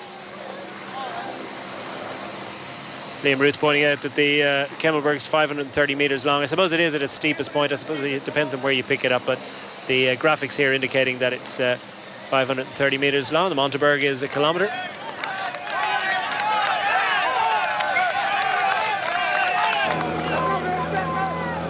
Paolini's actually made it back to this group of 5 to make it 6. So the only person missing is Oss, just a little behind. Debuskera is just hanging on here. This is the last climb. He's been a passenger in this group for the last, 60 kilometres. He hasn't had to put his nose in the wind because he's got a teammate in front. Nicky Terpstra leading the way from Seth Van Mark. Geraint Thomas still in there. He's already crashed, been on the deck. But he might have found it... he might have had a free ride, but he didn't find the Kemmelberg easy, so clearly not unlimited reserves of energy there for Debuskera. All he needed to do was hang in, because if he'd have lost this group and these 4 riders had gone down the roads, I think they would have given absolute 100% to come back to Rollins. And so with 34 kilometres to go, Rollins still looks, he's got a shoe in for the win here, but Oss looks as if his legs have gone. He has ridden well today, but he's just starting to tire now. He's a disconsolate figure now, isn't he, Daniel Oss? What a great ride, what a great week it's been for him. Strong performance. Unfortunately, his team leader Greg van Avermaet still feeling the effects of that very, very heavy impact with the ground in E3. And is this Chavanel? Sylvain Chavanel of the a frustrated figure, has decided to forge on alone. Surely a futile quest at this point. The Frenchman never knows when to say die, and he's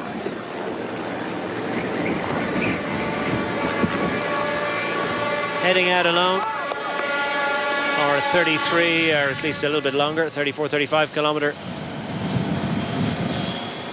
time trial. Another man on a time trial, an epic time trial. Jürgen Rollins, we almost forgot about him. He's still out there. 1 minute and 12 seconds his advantage over the group of 5 behind. The group of 6 behind now, isn't it? With Paolini back in. And Rollins still hanging on. be interesting to see what the situation is at the top of the Monteberg. Surely Rollins can't hang on to ahead of the combined forces of these riders behind. Two Ethics Quick-Step riders riding. Geraint Thomas is riding. Van Mark is riding. Jens de Buskere has got a free pass. Paolini, well, I wonder how much energy he's got to give. Never say die attitude, Luca Paolini. Committed to his team as well when he has to ride for Christoph, as we've seen in the Milan-San Remo. Haas has still got an opportunity of making it back, but it just goes to show you that although Van den Berg's to the front, you got a feeling they're not.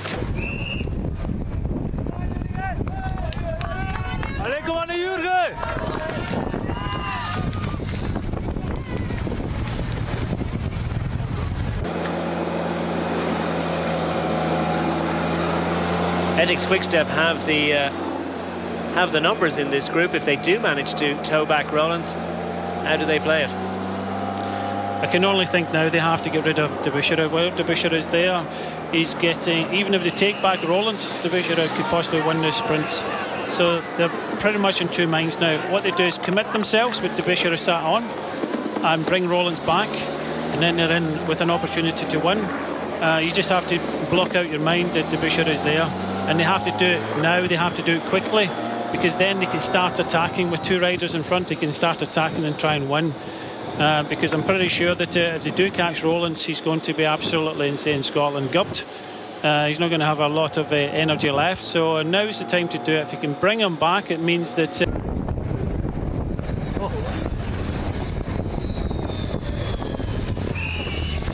Hey, Geraint!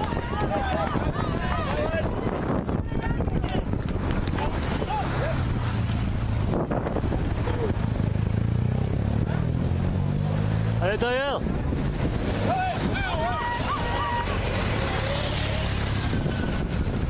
Enormous dig by Stijn van den Berg there. Won't have done him any good in his efforts to try and get back on terms. Haas not enjoying the hill, but still goes extremely quickly on the flat road. Similar experience for Van den Berg. Amazing dig, and now the gap is inside a minute for the first time in a long time, and there are still 31.5 kilometers remaining for Jürgen Rollins. Starting to drape the hands over the bars. He must be feeling it at this point. He's nodding the head every few moments. His neck muscles must be absolutely shot at this stage, not to mention his leg muscles. Yeah, no matter what the outcome, he's put a super ride in. Cannot think of a time back where somebody's put in a ride like this. It's been absolutely first class, but the gap is creeping down, 53 seconds. But you've got to remember, he is tired. He's been out there since about 70, just over 70 k's to go.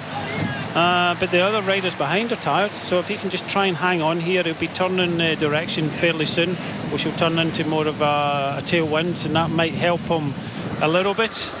But back to the chase behind. Geraint Thomas, Terpstra, Van Mark, Van den Berg, de Buskere has been sat on. Paolini's not really contributing too much. Still trying to make it 7 again. Going to be a close run thing. Sylvain Chavanel is still chasing behind. Misschien wel ook naar een hoger vormpeil zoeken. Hè? Jezelf nog eens pijn doen. Pas op, hij start in de driedaagse. Hè? Ja, voor de driedaagse. Een gevaarlijke man kan een goede tijdrit rijden. Als altijd hij al goed. overmorgen in de slotfase naar Zottegem mee kan gaan met de betere, niet te veel tijd verspillen, dan kan hij zelfs voor winst gaan. Dat heeft hij er al gedaan. Hè? Ja, toch heb ik zoiets van dat we het beste van deze Chavanel gezien hebben. Hè. De voorbije jaren. Ze bestaan mannen die op hun oude dag zich nog weten te herpakken. Ja, ik weet het. Maar... Hoe? Ja, het is ja, hij gaat niet meer beter worden. Hè. Nog een beetje smikkelen. Onder de 50 seconden nu. 49 seconden. Ze komen nog niet uit de bocht.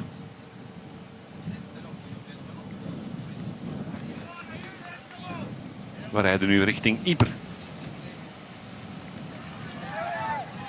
Dit is de klassieker in Flanders Fields. En dan moet je toch door Ypres. Door de stad die deze regio bepaalt, domineert.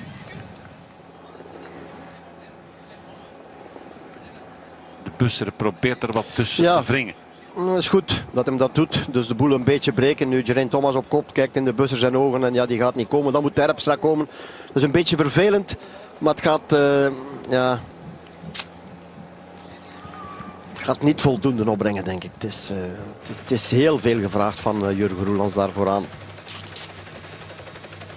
Op grond van wat we daar net zagen op de tweede kemmelklim, Terpstra dan toch dat net ietsje beter.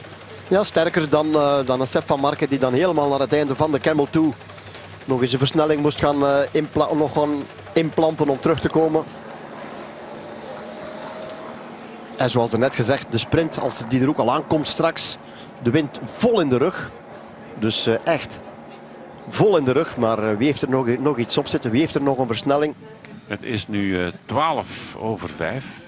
We hebben het nog meegemaakt door het slechte weer dat we hier in het licht van de koplampen finishten. Met de overwinnaar of de mannen die voor winst streden. Maar we gaan toch dicht naar de klok van 6 uur toe voor het eindspektakel. En ik ben aan het graven in mijn geheugen, maar ik denk nog niet dat dat al eerder gebeurd is. Zo dicht tegen de 6 aan. In een race voor beren. En een race die het peloton voor 3/4 gekild heeft. Een volgwagen van Lotto Belisol of Lotto Soudal er van tussen. Het is altijd een vervelende situatie voor de renner zelf. Wanneer ze voor de laatste keer komen en zeggen: hier nog een gelletje, wij moeten er nu van tussen. Dat is een tik. Ja, en het is pas op een kilometer of 17 van het einde dat het lichtjes dalwaarts gaat. Hè. Heel behoedzaam bergaf.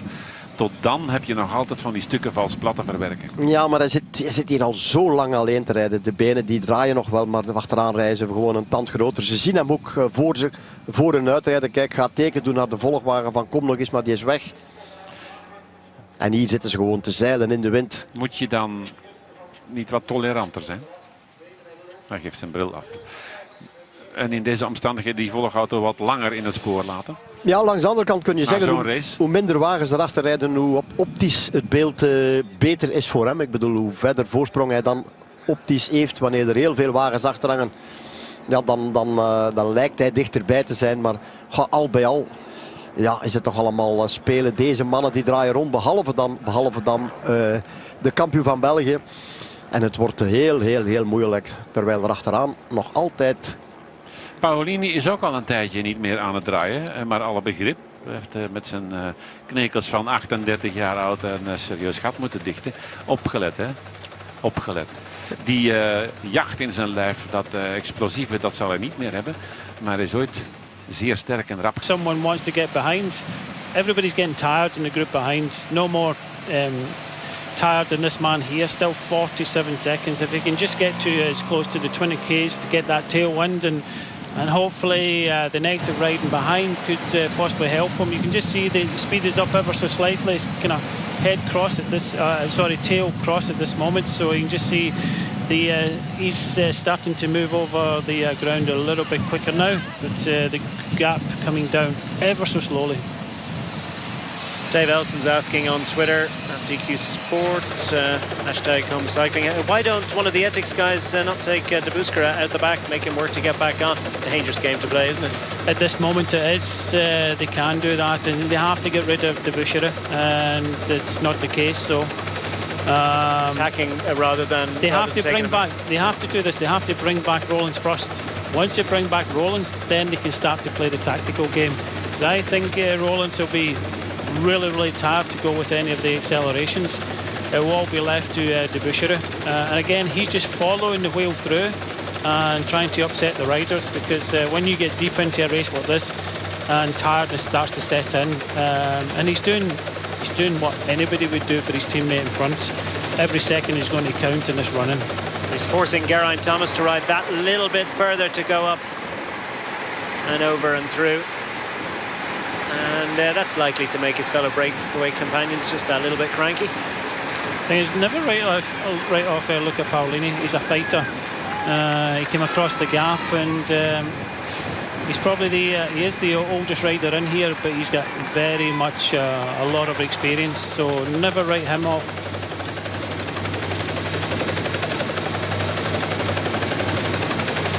...39 seconds, so it is creeping down, and you feel that Jürgen Rollins, his minutes, his kilometers out front are numbered at this point. Surely the man from Asse in Belgium can't hang on for the remaining 25 kilometers. As we have said, he has got the best of the wind behind him. And that's to his advantage in the closing kilometers. But he must be very, very tired at this point.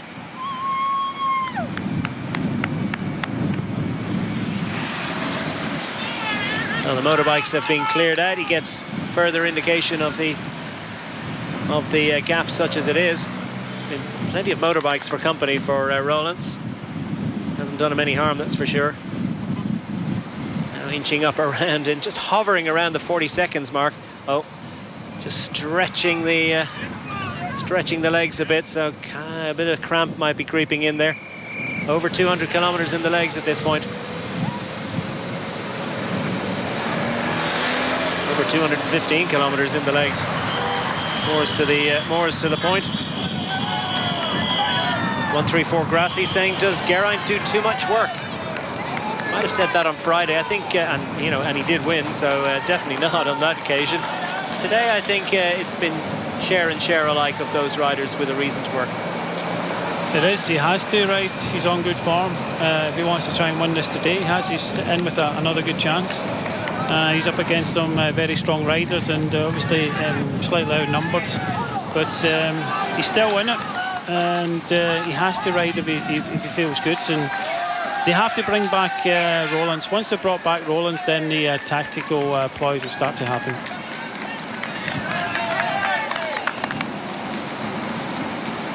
Now this is the in Flanders Fields Museum in Ypres.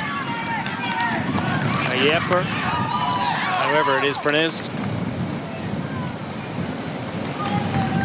A scene of so much of the really grim fighting in World War I.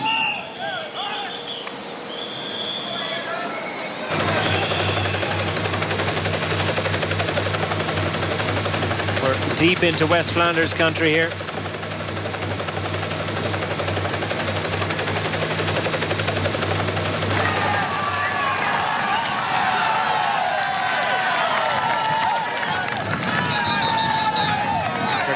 Of a population, and plenty of them out in the wind and the rain to cheer on Jürgen Rollins towards victory. Can he hang on? 35 seconds his advantage. Surely it's not enough.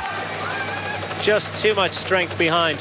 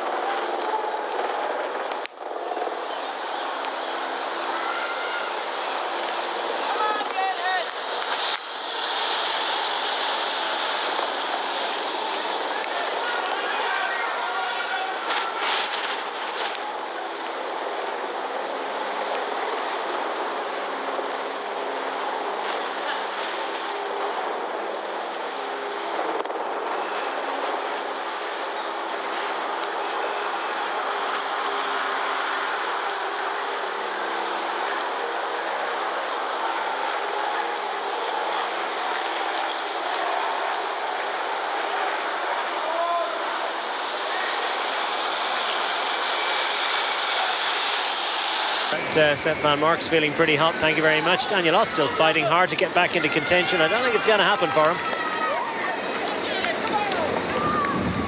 And now through the twists and turns, a few seconds gained by Rollins. Is it too much to believe it's possible at this point, Brian? I'm hoping it's possible because it's been a terrific ride. 34 seconds it was with 25 kilometres to go, 41 seconds. he could have done without going through Ypres and the twists and turns and having to get out the saddle and accelerate again. So it's still hanging in the balance. It's the riders behind really need to still commit themselves. You can still see they're tired. They've got a passenger that'll be in the back of their minds, and you know he's getting a free ride. But the sooner they can get Roland's back, the harder it will be for the Belgian champion to win this race today. There will be a lot of tactical ploy still to play out. So how does Geraint Thomas play it? Should he think about attacking now? They can't. They have to get Roland's back first. Once they get Roland's back, then they can start to mess around and start to finesse. But they have to get him back first. Look at the wind blowing the trees and blowing the Lion of Flanders, and that's the tailwind that he.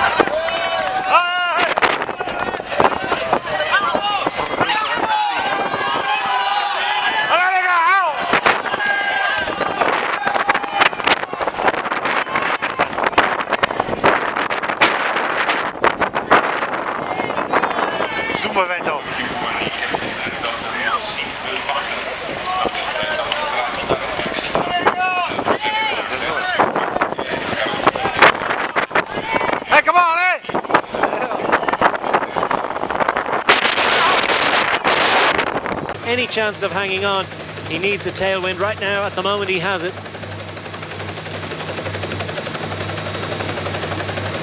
So just over 20 kilometres remaining in Gent-Wevelgem of 2015. It's been an epic day in the saddle for Jürgen Roelandts and for everyone else, indeed, who signed on this morning, even those who haven't made it all the way around at this point. Jürgen Roelandts of Lotto Soudal, oh, he's really feeling it. Feeling the cramps, every opportunity to coast into a corner is some margin of relief, but he knows he's got to get back on the pedals. Has to maintain the focus as well. So easy to make a little error on these greasy conditions. It's the most difficult of conditions, of course. Not exactly sure what level of grip you have. And the attacks, it looks like they've kicked off. Vandenberg has kicked it off. Luca Paolini put into a little bit of difficulty. De Buskere is alive to the danger. Terpstra is going to let a little gap go to Geraint Thomas up front. Thomas immediately responds.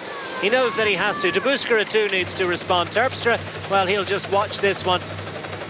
And indeed, if he's not careful, he's going to be put out the back of it.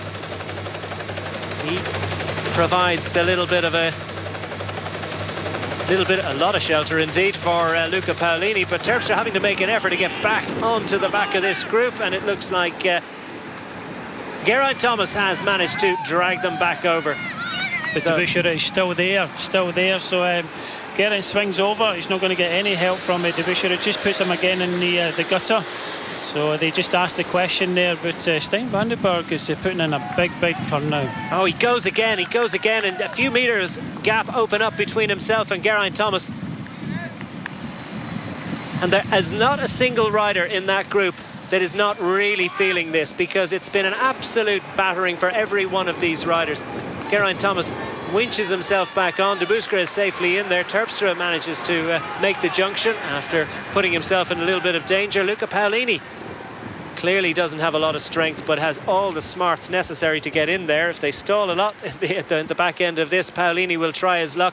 The gap now to Roelandts inside 18 seconds. Surely, I think he's out on his feet at this stage. That was a huge turn there for Vandenberg.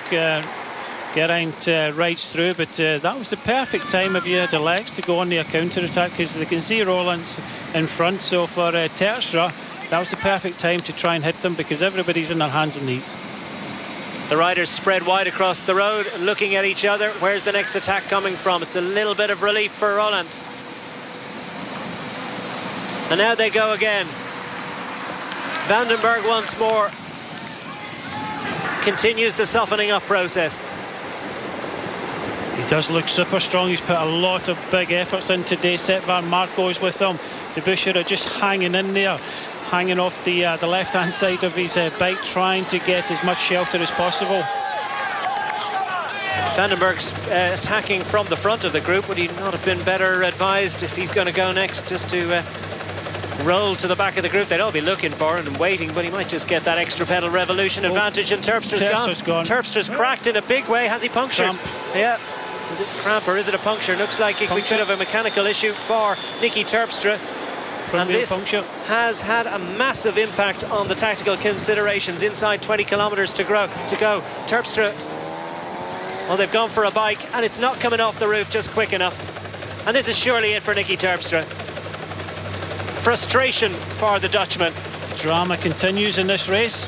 Will he be able to get back in? It's going to be a huge effort if he does get back in, and judging by the difficulty he had in responding to Van den Berg's last attack, well, you'd say it's going to be a difficult one for him. So Terpstra's out of it. Rollins has been towed back by the last little bit of activity as Luca Paolini and Geraint Thomas looking to eliminate Nicky Terpstra from affairs. Stijn Werningberg now gets a free ride for a little while. And there they are. They've mopped him up. What a great effort. You feel sorry for him now. Well, doff your cap. After a fantastic performance by Jürgen Rollins, it now means that we have 2 Lotto Soudals in there, but surely Jürgen Rollins doesn't have much in the way of legs to contribute to the effort for Jens de Buskere. So de Buskere now expected to do a turn, and he does, and Nicky Terpstra finds that the Etixx Quick-Step car is just ahead of him. They're probably getting the shouts from the referee car now, asking him to come in front, so a little help from the team car, and you know, why not? He punctured from the group and he's only going back to this, but it obviously could affect the outcome of this race, so that's why the commissaires have been pretty hot in the return of Terpstra. Yeah, he hasn't taken too much advantage from the cars, but I'll tell you what, he is getting back there, and if they don't want to include the Paris-Roubaix champion in their tactical considerations, someone would want to attack right about now. Thomas has a look at de Buskere, says, "You fancy a go?" And he says, "No way. I'm going waiting for the finish."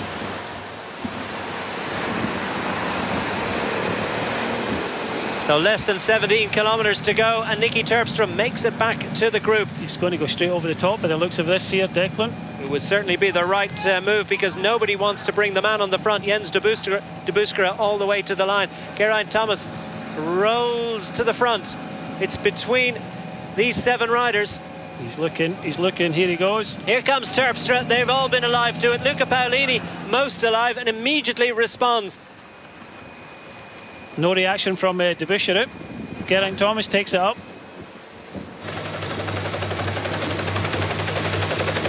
So now Nicky Terpstra, the expected, long-anticipated attack, immediately gets back to the group and immediately draws clear. And who does he bring with it? Well, perhaps the rider that was suffering the most in the break for much of the last 20 or 30k. Luca Paolini tucked into the slipstream with 16 kilometres remaining, and Terpstra is feeling the pain, but he's, well, at the moment, drawing clear of the Geraint Thomas-led group. Has Thomas got what it takes to winch himself back into contention? De Buskere is happy to watch him. Lotto Soudal have 2 riders, one of them surely a beaten docket at this moment after such a long effort. De Buskere looks and asks for one last effort from Rollins. Does he have it to get back with Terpstra? I really would wonder if he does. He's certainly willing, but has he got the legs to do it? Paolini giving Terpstra a turn now, as he knows he must do. Etixx Quick-Step in pole position here because of these 2. You would anticipate that Nicky Terpstra is slightly stronger, and Terpstra, I don't think there's a single rider of the 7 riders that we're watching on a screen now is really feeling particularly strong, Brian. No, they're all on the hands and knees, and it's been played out right in front of us. It's been a terrific race today. The 77th edition of Gent-Wevelgem. It's not over yet. Geraint Thomas is still fighting. He's got de Buskere there. But Rollins is gone. But if you turn the clock back to 2013, when Paolini went away with Stijn van den Berg in the Omloop Het Nieuwsblad, and Paolini won that. So again, it's not the person you want to really go with and take Paolini to the line. So de Buskere comes through. Geraint Thomas is still in there. Stijn van den Berg, Van Marks, they're still hanging in there. But Terpstra has got a battler with him, and Paolini could do the dirty on them again and take this win. Well, it's 4 riders chasing 2. Rollins looked like he was out of it. There's a little bit of a stall behind, and Geraint Thomas goes again. He knows he's got to try and shift those other riders. He's got to eliminate the man at the back of this group here, Jens de Buskere. He's got a couple of meters of daylight on Stan Vandenberg. Vandenberg desperate to try and get back into the wheel of the Skyman, and just freewheels for a couple of moments and grimaces his way back onto the wheel of the Skyman. Meanwhile, up front, Nicky Terpstra and Luca Paolini working well together, working as well as they possibly can. And now Vandenberg starting to ride, it would appear. Looks as if Van Mark has lost the wheel now, so Geraint Thomas towing up Vandenberg now. De Buskere on his last leg, so is Van Mark, so again, it's going to be very difficult. Geraint Thomas is going to get no help whatsoever from Vandenberg. So this race is in pieces. It's got two, then two, then two. Then the man of the day, Roland's just been dropped. It's a bunch of two-up time trial pursuits out there now. And I did for a moment think that Stan Vandenberg had gone through. He most certainly did not. Flick of the elbow from Sepp Van Mark, who's absolutely out on his feet, as Brian says. De Buskere has been eliminated from the equation, or has he? He'll continue to chase any stall from the four riders in front, and he'll be right back into contention. So they know they have to keep riding. Geraint Thomas running a little bit wide on that roundabout, but he's still managing to close the gap. Paolini and Terpstra not making any further inroads, and I think it looks like Geraint Thomas is going to bring Stan Vandenberg back into contention. Just put him in the gutter. Just put Stan Vandenberg in the gutter, but it does look as if the big pressure on Lotto Soudal now with De Buskere. He's been sat on the wheels, but in these conditions, sat on the wheels, you still have to make a big effort. So it's still Terpstra from Paolini. Geraint Thomas is just about cracking Vandenberg. If he can get up there, get his breath and try and go again, he could do the double here. Oh, Vandenberg could well be out of it here if Thomas can get up there in time and then go again. But it's a big ask, that, isn't it? Because this is an absolutely monstrous effort from Geraint Thomas. He's flying today, and Etixx Quickstep have the numbers, but only if Stan Vandenberg can get back to them. Luca Paolini looks like he's the lesser of the two partners in terms of the contributing effort, and Geraint Thomas gets back in there. What a great effort from him. Super effort, but again, he can't hang about. And if Nicky Terpstra looks back, I'm afraid that he may just sit up and wait for Vandenberg to come back to the front. Geraint Thomas suggests that maybe Nicky Terpstra might want to make some contribution of his own. He'll just wait a little moment. Vandenberg's coming back to them. The key moment here, Paolini is giving all that he can to keep Stan Vandenberg out of it. Puts a little bit of daylight between himself He's just waiting, he's playing. He doesn't want to go on his own. Paolini doesn't want to go on his own. It's still a long way to go, 11.4 kilometres. He knows he's got sprint to win this edition. Terpstra, I don't think he'll do any turns because Vandenberg is just behind. He'll want Vandenberg to come back up. So this looks as if it's going to be four very soon. But Geraint doesn't want Vandenberg to come up. So he has to keep on pushing on, so very tactical at the moment, still anybody's race. And Thomas is calling for assistance from Luca Paolini. He says, you've got to ride now. Paolini knows that he does, goes to the front, but is his effort equal to or better than that of Stan Vandenberg? It looks as if that's not the case, because Paolini rolls off the front, and that little stall means that Vandenberg is back on and back in contention. 10 kilometres remaining in an enthralling Gent-Wevelgem. The Sprinters Classic, not one for the sprinters, but will it come down to a sprint? Van Mark and De Buskere is still in the distance, probably 15-20 seconds down. You'd think that Lotto Soudal thought they were in a very good position going into the last 25 kilometres, but unfortunately for them, De Buskere hadn't got the legs when Roland has been caught, so we're down to two Etixx riders in front, Terpstra and Vandenberg, together with the man on form, Geraint Thomas, who won E3 Harelbeke just a couple of days ago, and also the very intelligent riding of Luca Paolini for Katusha. Well, De Buskere and Van Mark can sense that they're stalling a little bit up front. They haven't got time to finesse. Inside 10 kilometres to go, and they're desperate to get back into contention. Van Mark has an ally for once in De Buskere. A man that, well, he doesn't really want to bring back up there, but he knows he needs his legs if he's got to get back up there. Paolini's flicking the elbows all over the place. He's the big danger in the sprint. If it remains a sprint of 4 riders, could well be a sprint of 6. I'll tell you what, we're going on about De Busker's sprinting ability, but he's made such huge efforts to stay in contention here. The thing is, sprinting in these conditions, when they've been riding hard all day after 240 kilometres, it's not easy it's at all. It's a different thing altogether. Different thing. It's going to be who's got the strength in the end. It does look as if Paolini looks exceptionally strong today. Okay, he's been found missing in parts, but he came across to the group. He looks strong there, and he's been using his craft, his experience, to put him in a real good position to win this race today. Well, De Busker is out of it at the moment. Do Etixx Quick Step resume their attacking ploy, or do they put a rider on the front to drill it in a big way? I think all four of them are going to have to ride. Geraint Thomas goes through. Bottles being dispensed with.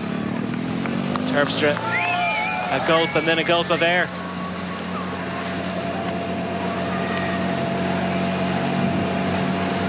Vandenberg, straight arms there. No strength left in the legs, not much strength left up her body either. Van Mark is going to tow De Busker, and he's not towing him back up. Both of them are sharing the effort. They're all over their bikes now. They're just making big.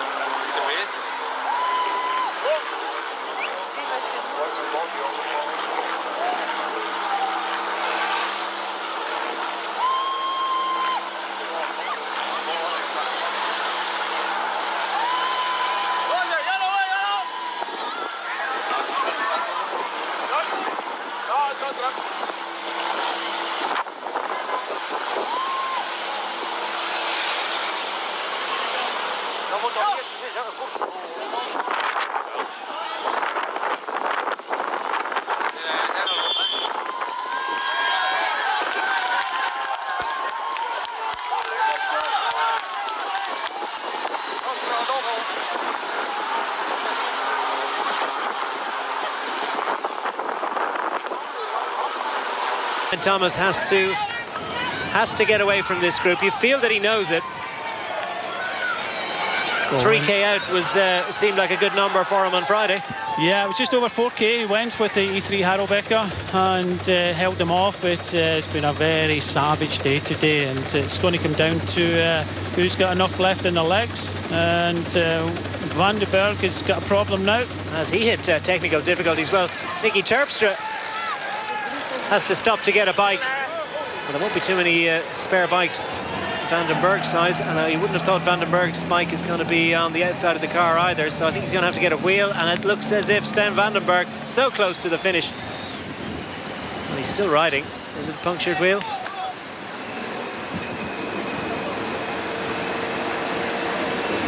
Just struggling to see as he's stuck in gear.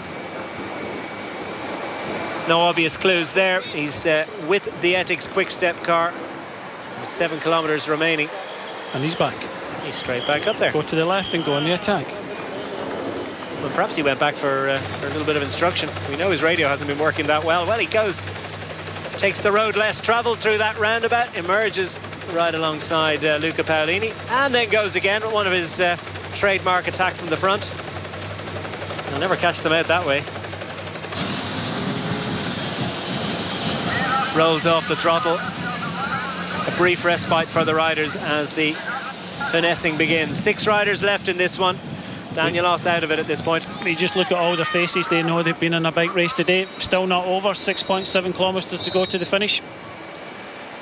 Getting very, very tactical now with 2 riders in this front group.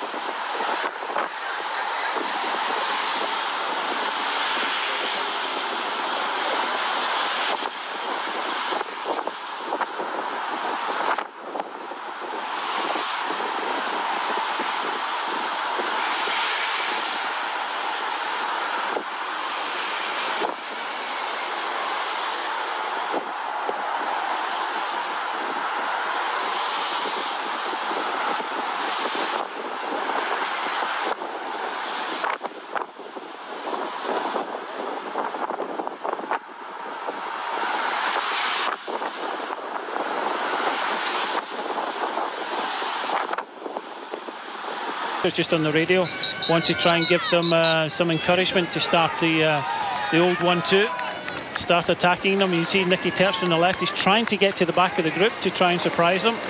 Geraint-Thomas knows what he's trying to do. De Bucherer has been sat on the wheels. Paolini decides to go on the left. He's not one to wait for a sprint now. Just test them out. Free wheels, still 6.3. Little tester attack, hoping someone else would be tempted into an immediate response. I tell you what, a little bit this track stand stuff, and Jürgen Rollins will come back into it. Bosch Terpstra again. He's managed to put himself at the back of the group now. And now Paolini has found himself with a little bit of a gap and has been tempted into committing to it. It's Geraint-Thomas once more that feels the responsibility of closing them down. A look behind by Van den Berg, waiting to see where Terpstra is. Terpstra has to go now. It would make sense to go over the top of that one and make it the Terpstra-Paolini duo up front once more. Paolini has a very significant gap now. 5.5 kilometres remaining. Too much negative riding behind, so Paolini decides it's time to go. He doesn't want to come. Weer Van den Berg gereden. Stop, Van den Berg stopt. Dat is ja. Van den Berg stopt. Van den Berg rijdt niet meer. Hier, Paolini zit aan onze kant. De andere, niemand die rijdt nog. Dan gaat Terpstra, links. Thomas en Sabine. Hey Luca! Hey Luca! Hey Luca!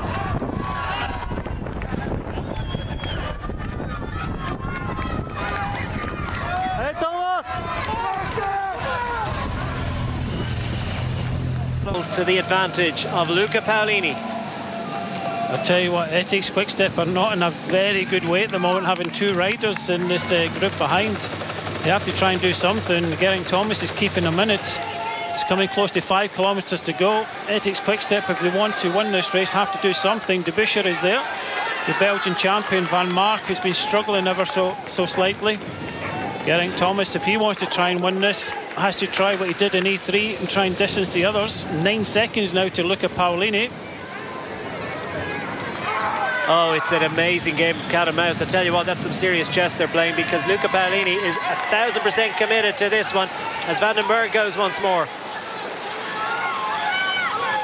So they're working the old 1-2. De Bucherer feeling the pain as he scrabbles back onto Geraint-Thomas's wheel. But as Van den Berg looks behind, he sees that Sepp Van Mark is right with him. All the time, Luca Paolini piling the power such as these got left onto the pedals. Total consistency of effort.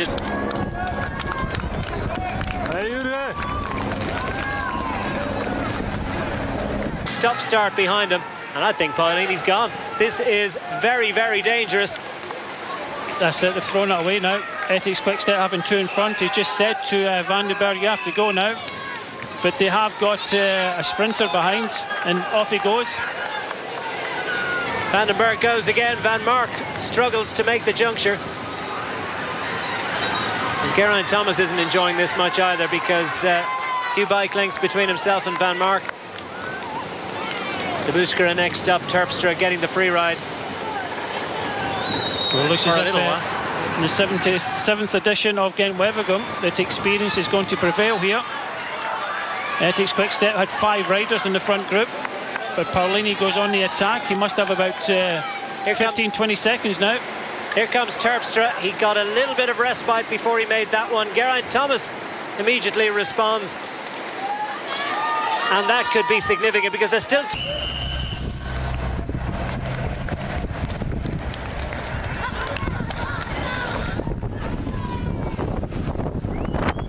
5 kilometres to go, and Paolini, I'd love to know what the gap is. He's 38 years of age.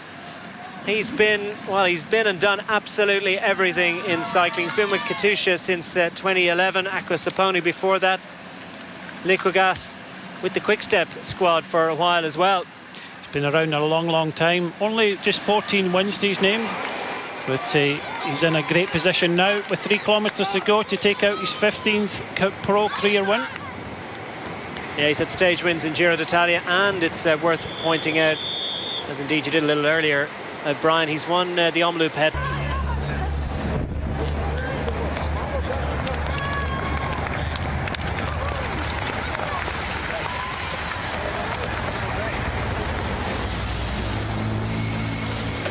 significant win in Flanders. It's a tailwind at the moment, as you can see, indicated by the flags. Van Mark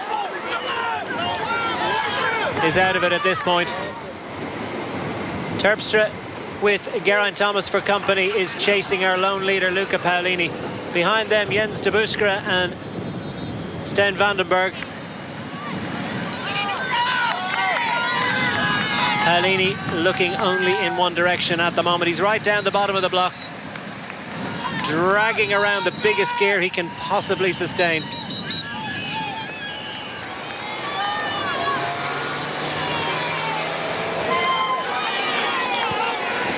Just 2 kilometers remaining for Paolini. Can he hang on? He's out of sight of Sepp Van Mark. Van Mark just focusing all his energies on getting back to de Buskera and Stijn Vandenberg.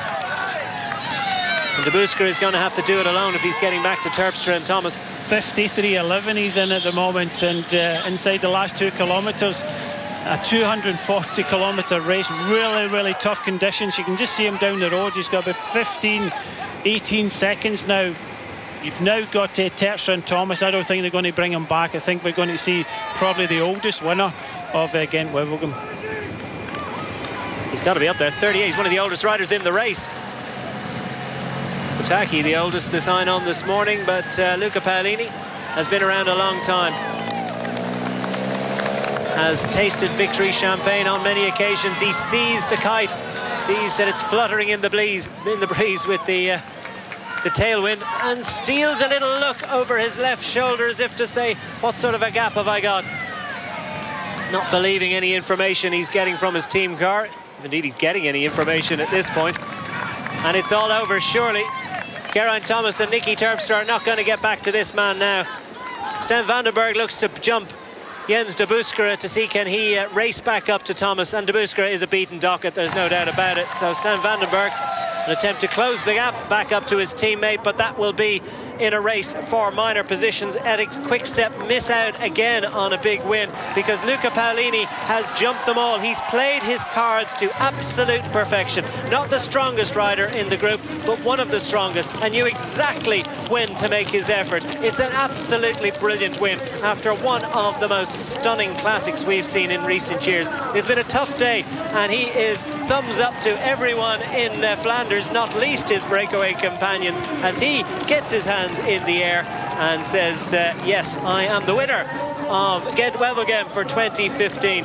Chasing behind, it's a great second place, but runner-up slot for Nicky Terpstra, and first and third 2 days apart for Geraint Thomas. Stijn Vandenberg shakes his head. Unfortunately, his team not capable of getting a win. Jens de Buskera, great effort, but unfortunately not quite able to be equal to that one. And Luca Paolini certainly did use his head, which I think might have been what he meant with that gesture as he approached the finish line. Disappointment once more for Sepp Van Mark, but he has made a great contribution to some wonderful entertainment this afternoon.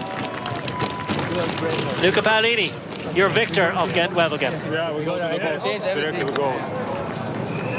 And that was pretty much the perfect way to play it, Brian. He pointed to his head, and that's what he was saying, the most experienced rider. And, you know, he watched distance a couple of times, but really used his experience, came back, went at the right time, just when they were finessing, looking at each other. I think that there'll be words in the Ethics Quickstep camp again.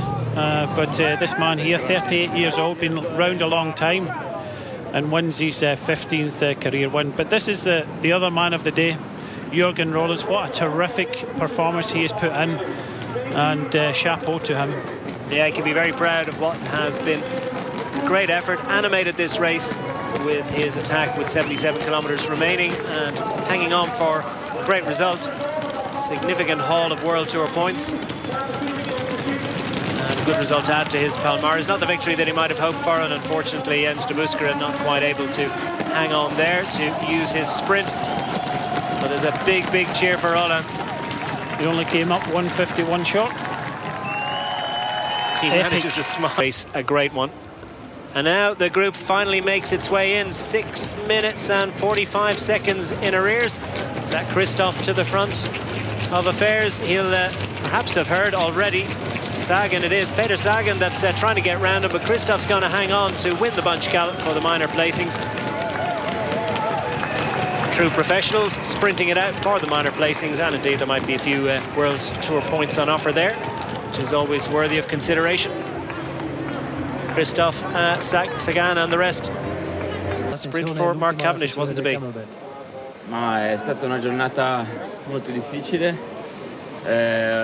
Ho fatto 2 cadute, per 2 volte caduta e cambiato bici, però conoscevo il percorso e sapevo dove stare quando era il momento di stare davanti, e dopo la fortuna nel finale mi ha assistito. Questa corsa non era normale con il vento e tutte le altre cose. No, era impressionante. A un certo punto non sapevamo che noi se continuare, però siamo al nord e qui è il vero ciclismo, quindi sono rimasti penso davanti i migliori corridori con più gamba e sono contento di aver vinto questa edizione che è stata segnata dal vento e dal freddo. Grande gruppo al fine, come l'hai fatto distaccare gli altri? Ma forse non ero il più forte, però ho provato a giocare la mia carta, che qualcuno si guardava per la volata sicuro, e io ho dato tutto in 5 km quello che avevo, ho preso un piccolo gap e sono arrivato con buon margine. Possiamo dire che questa vittoria è la più importante della tua carriera? Sì, penso inaspettatamente, ma penso di sì, sicuramente. Giro delle Fiandre? Nel Giro delle Fiandre ritornerò al mio posto a aiutare Alexander, Christophe, e vediamo lui come starà domenica. Se non starà bene lui magari potrò provare anch'io qualcosa. Complimenti, grazie.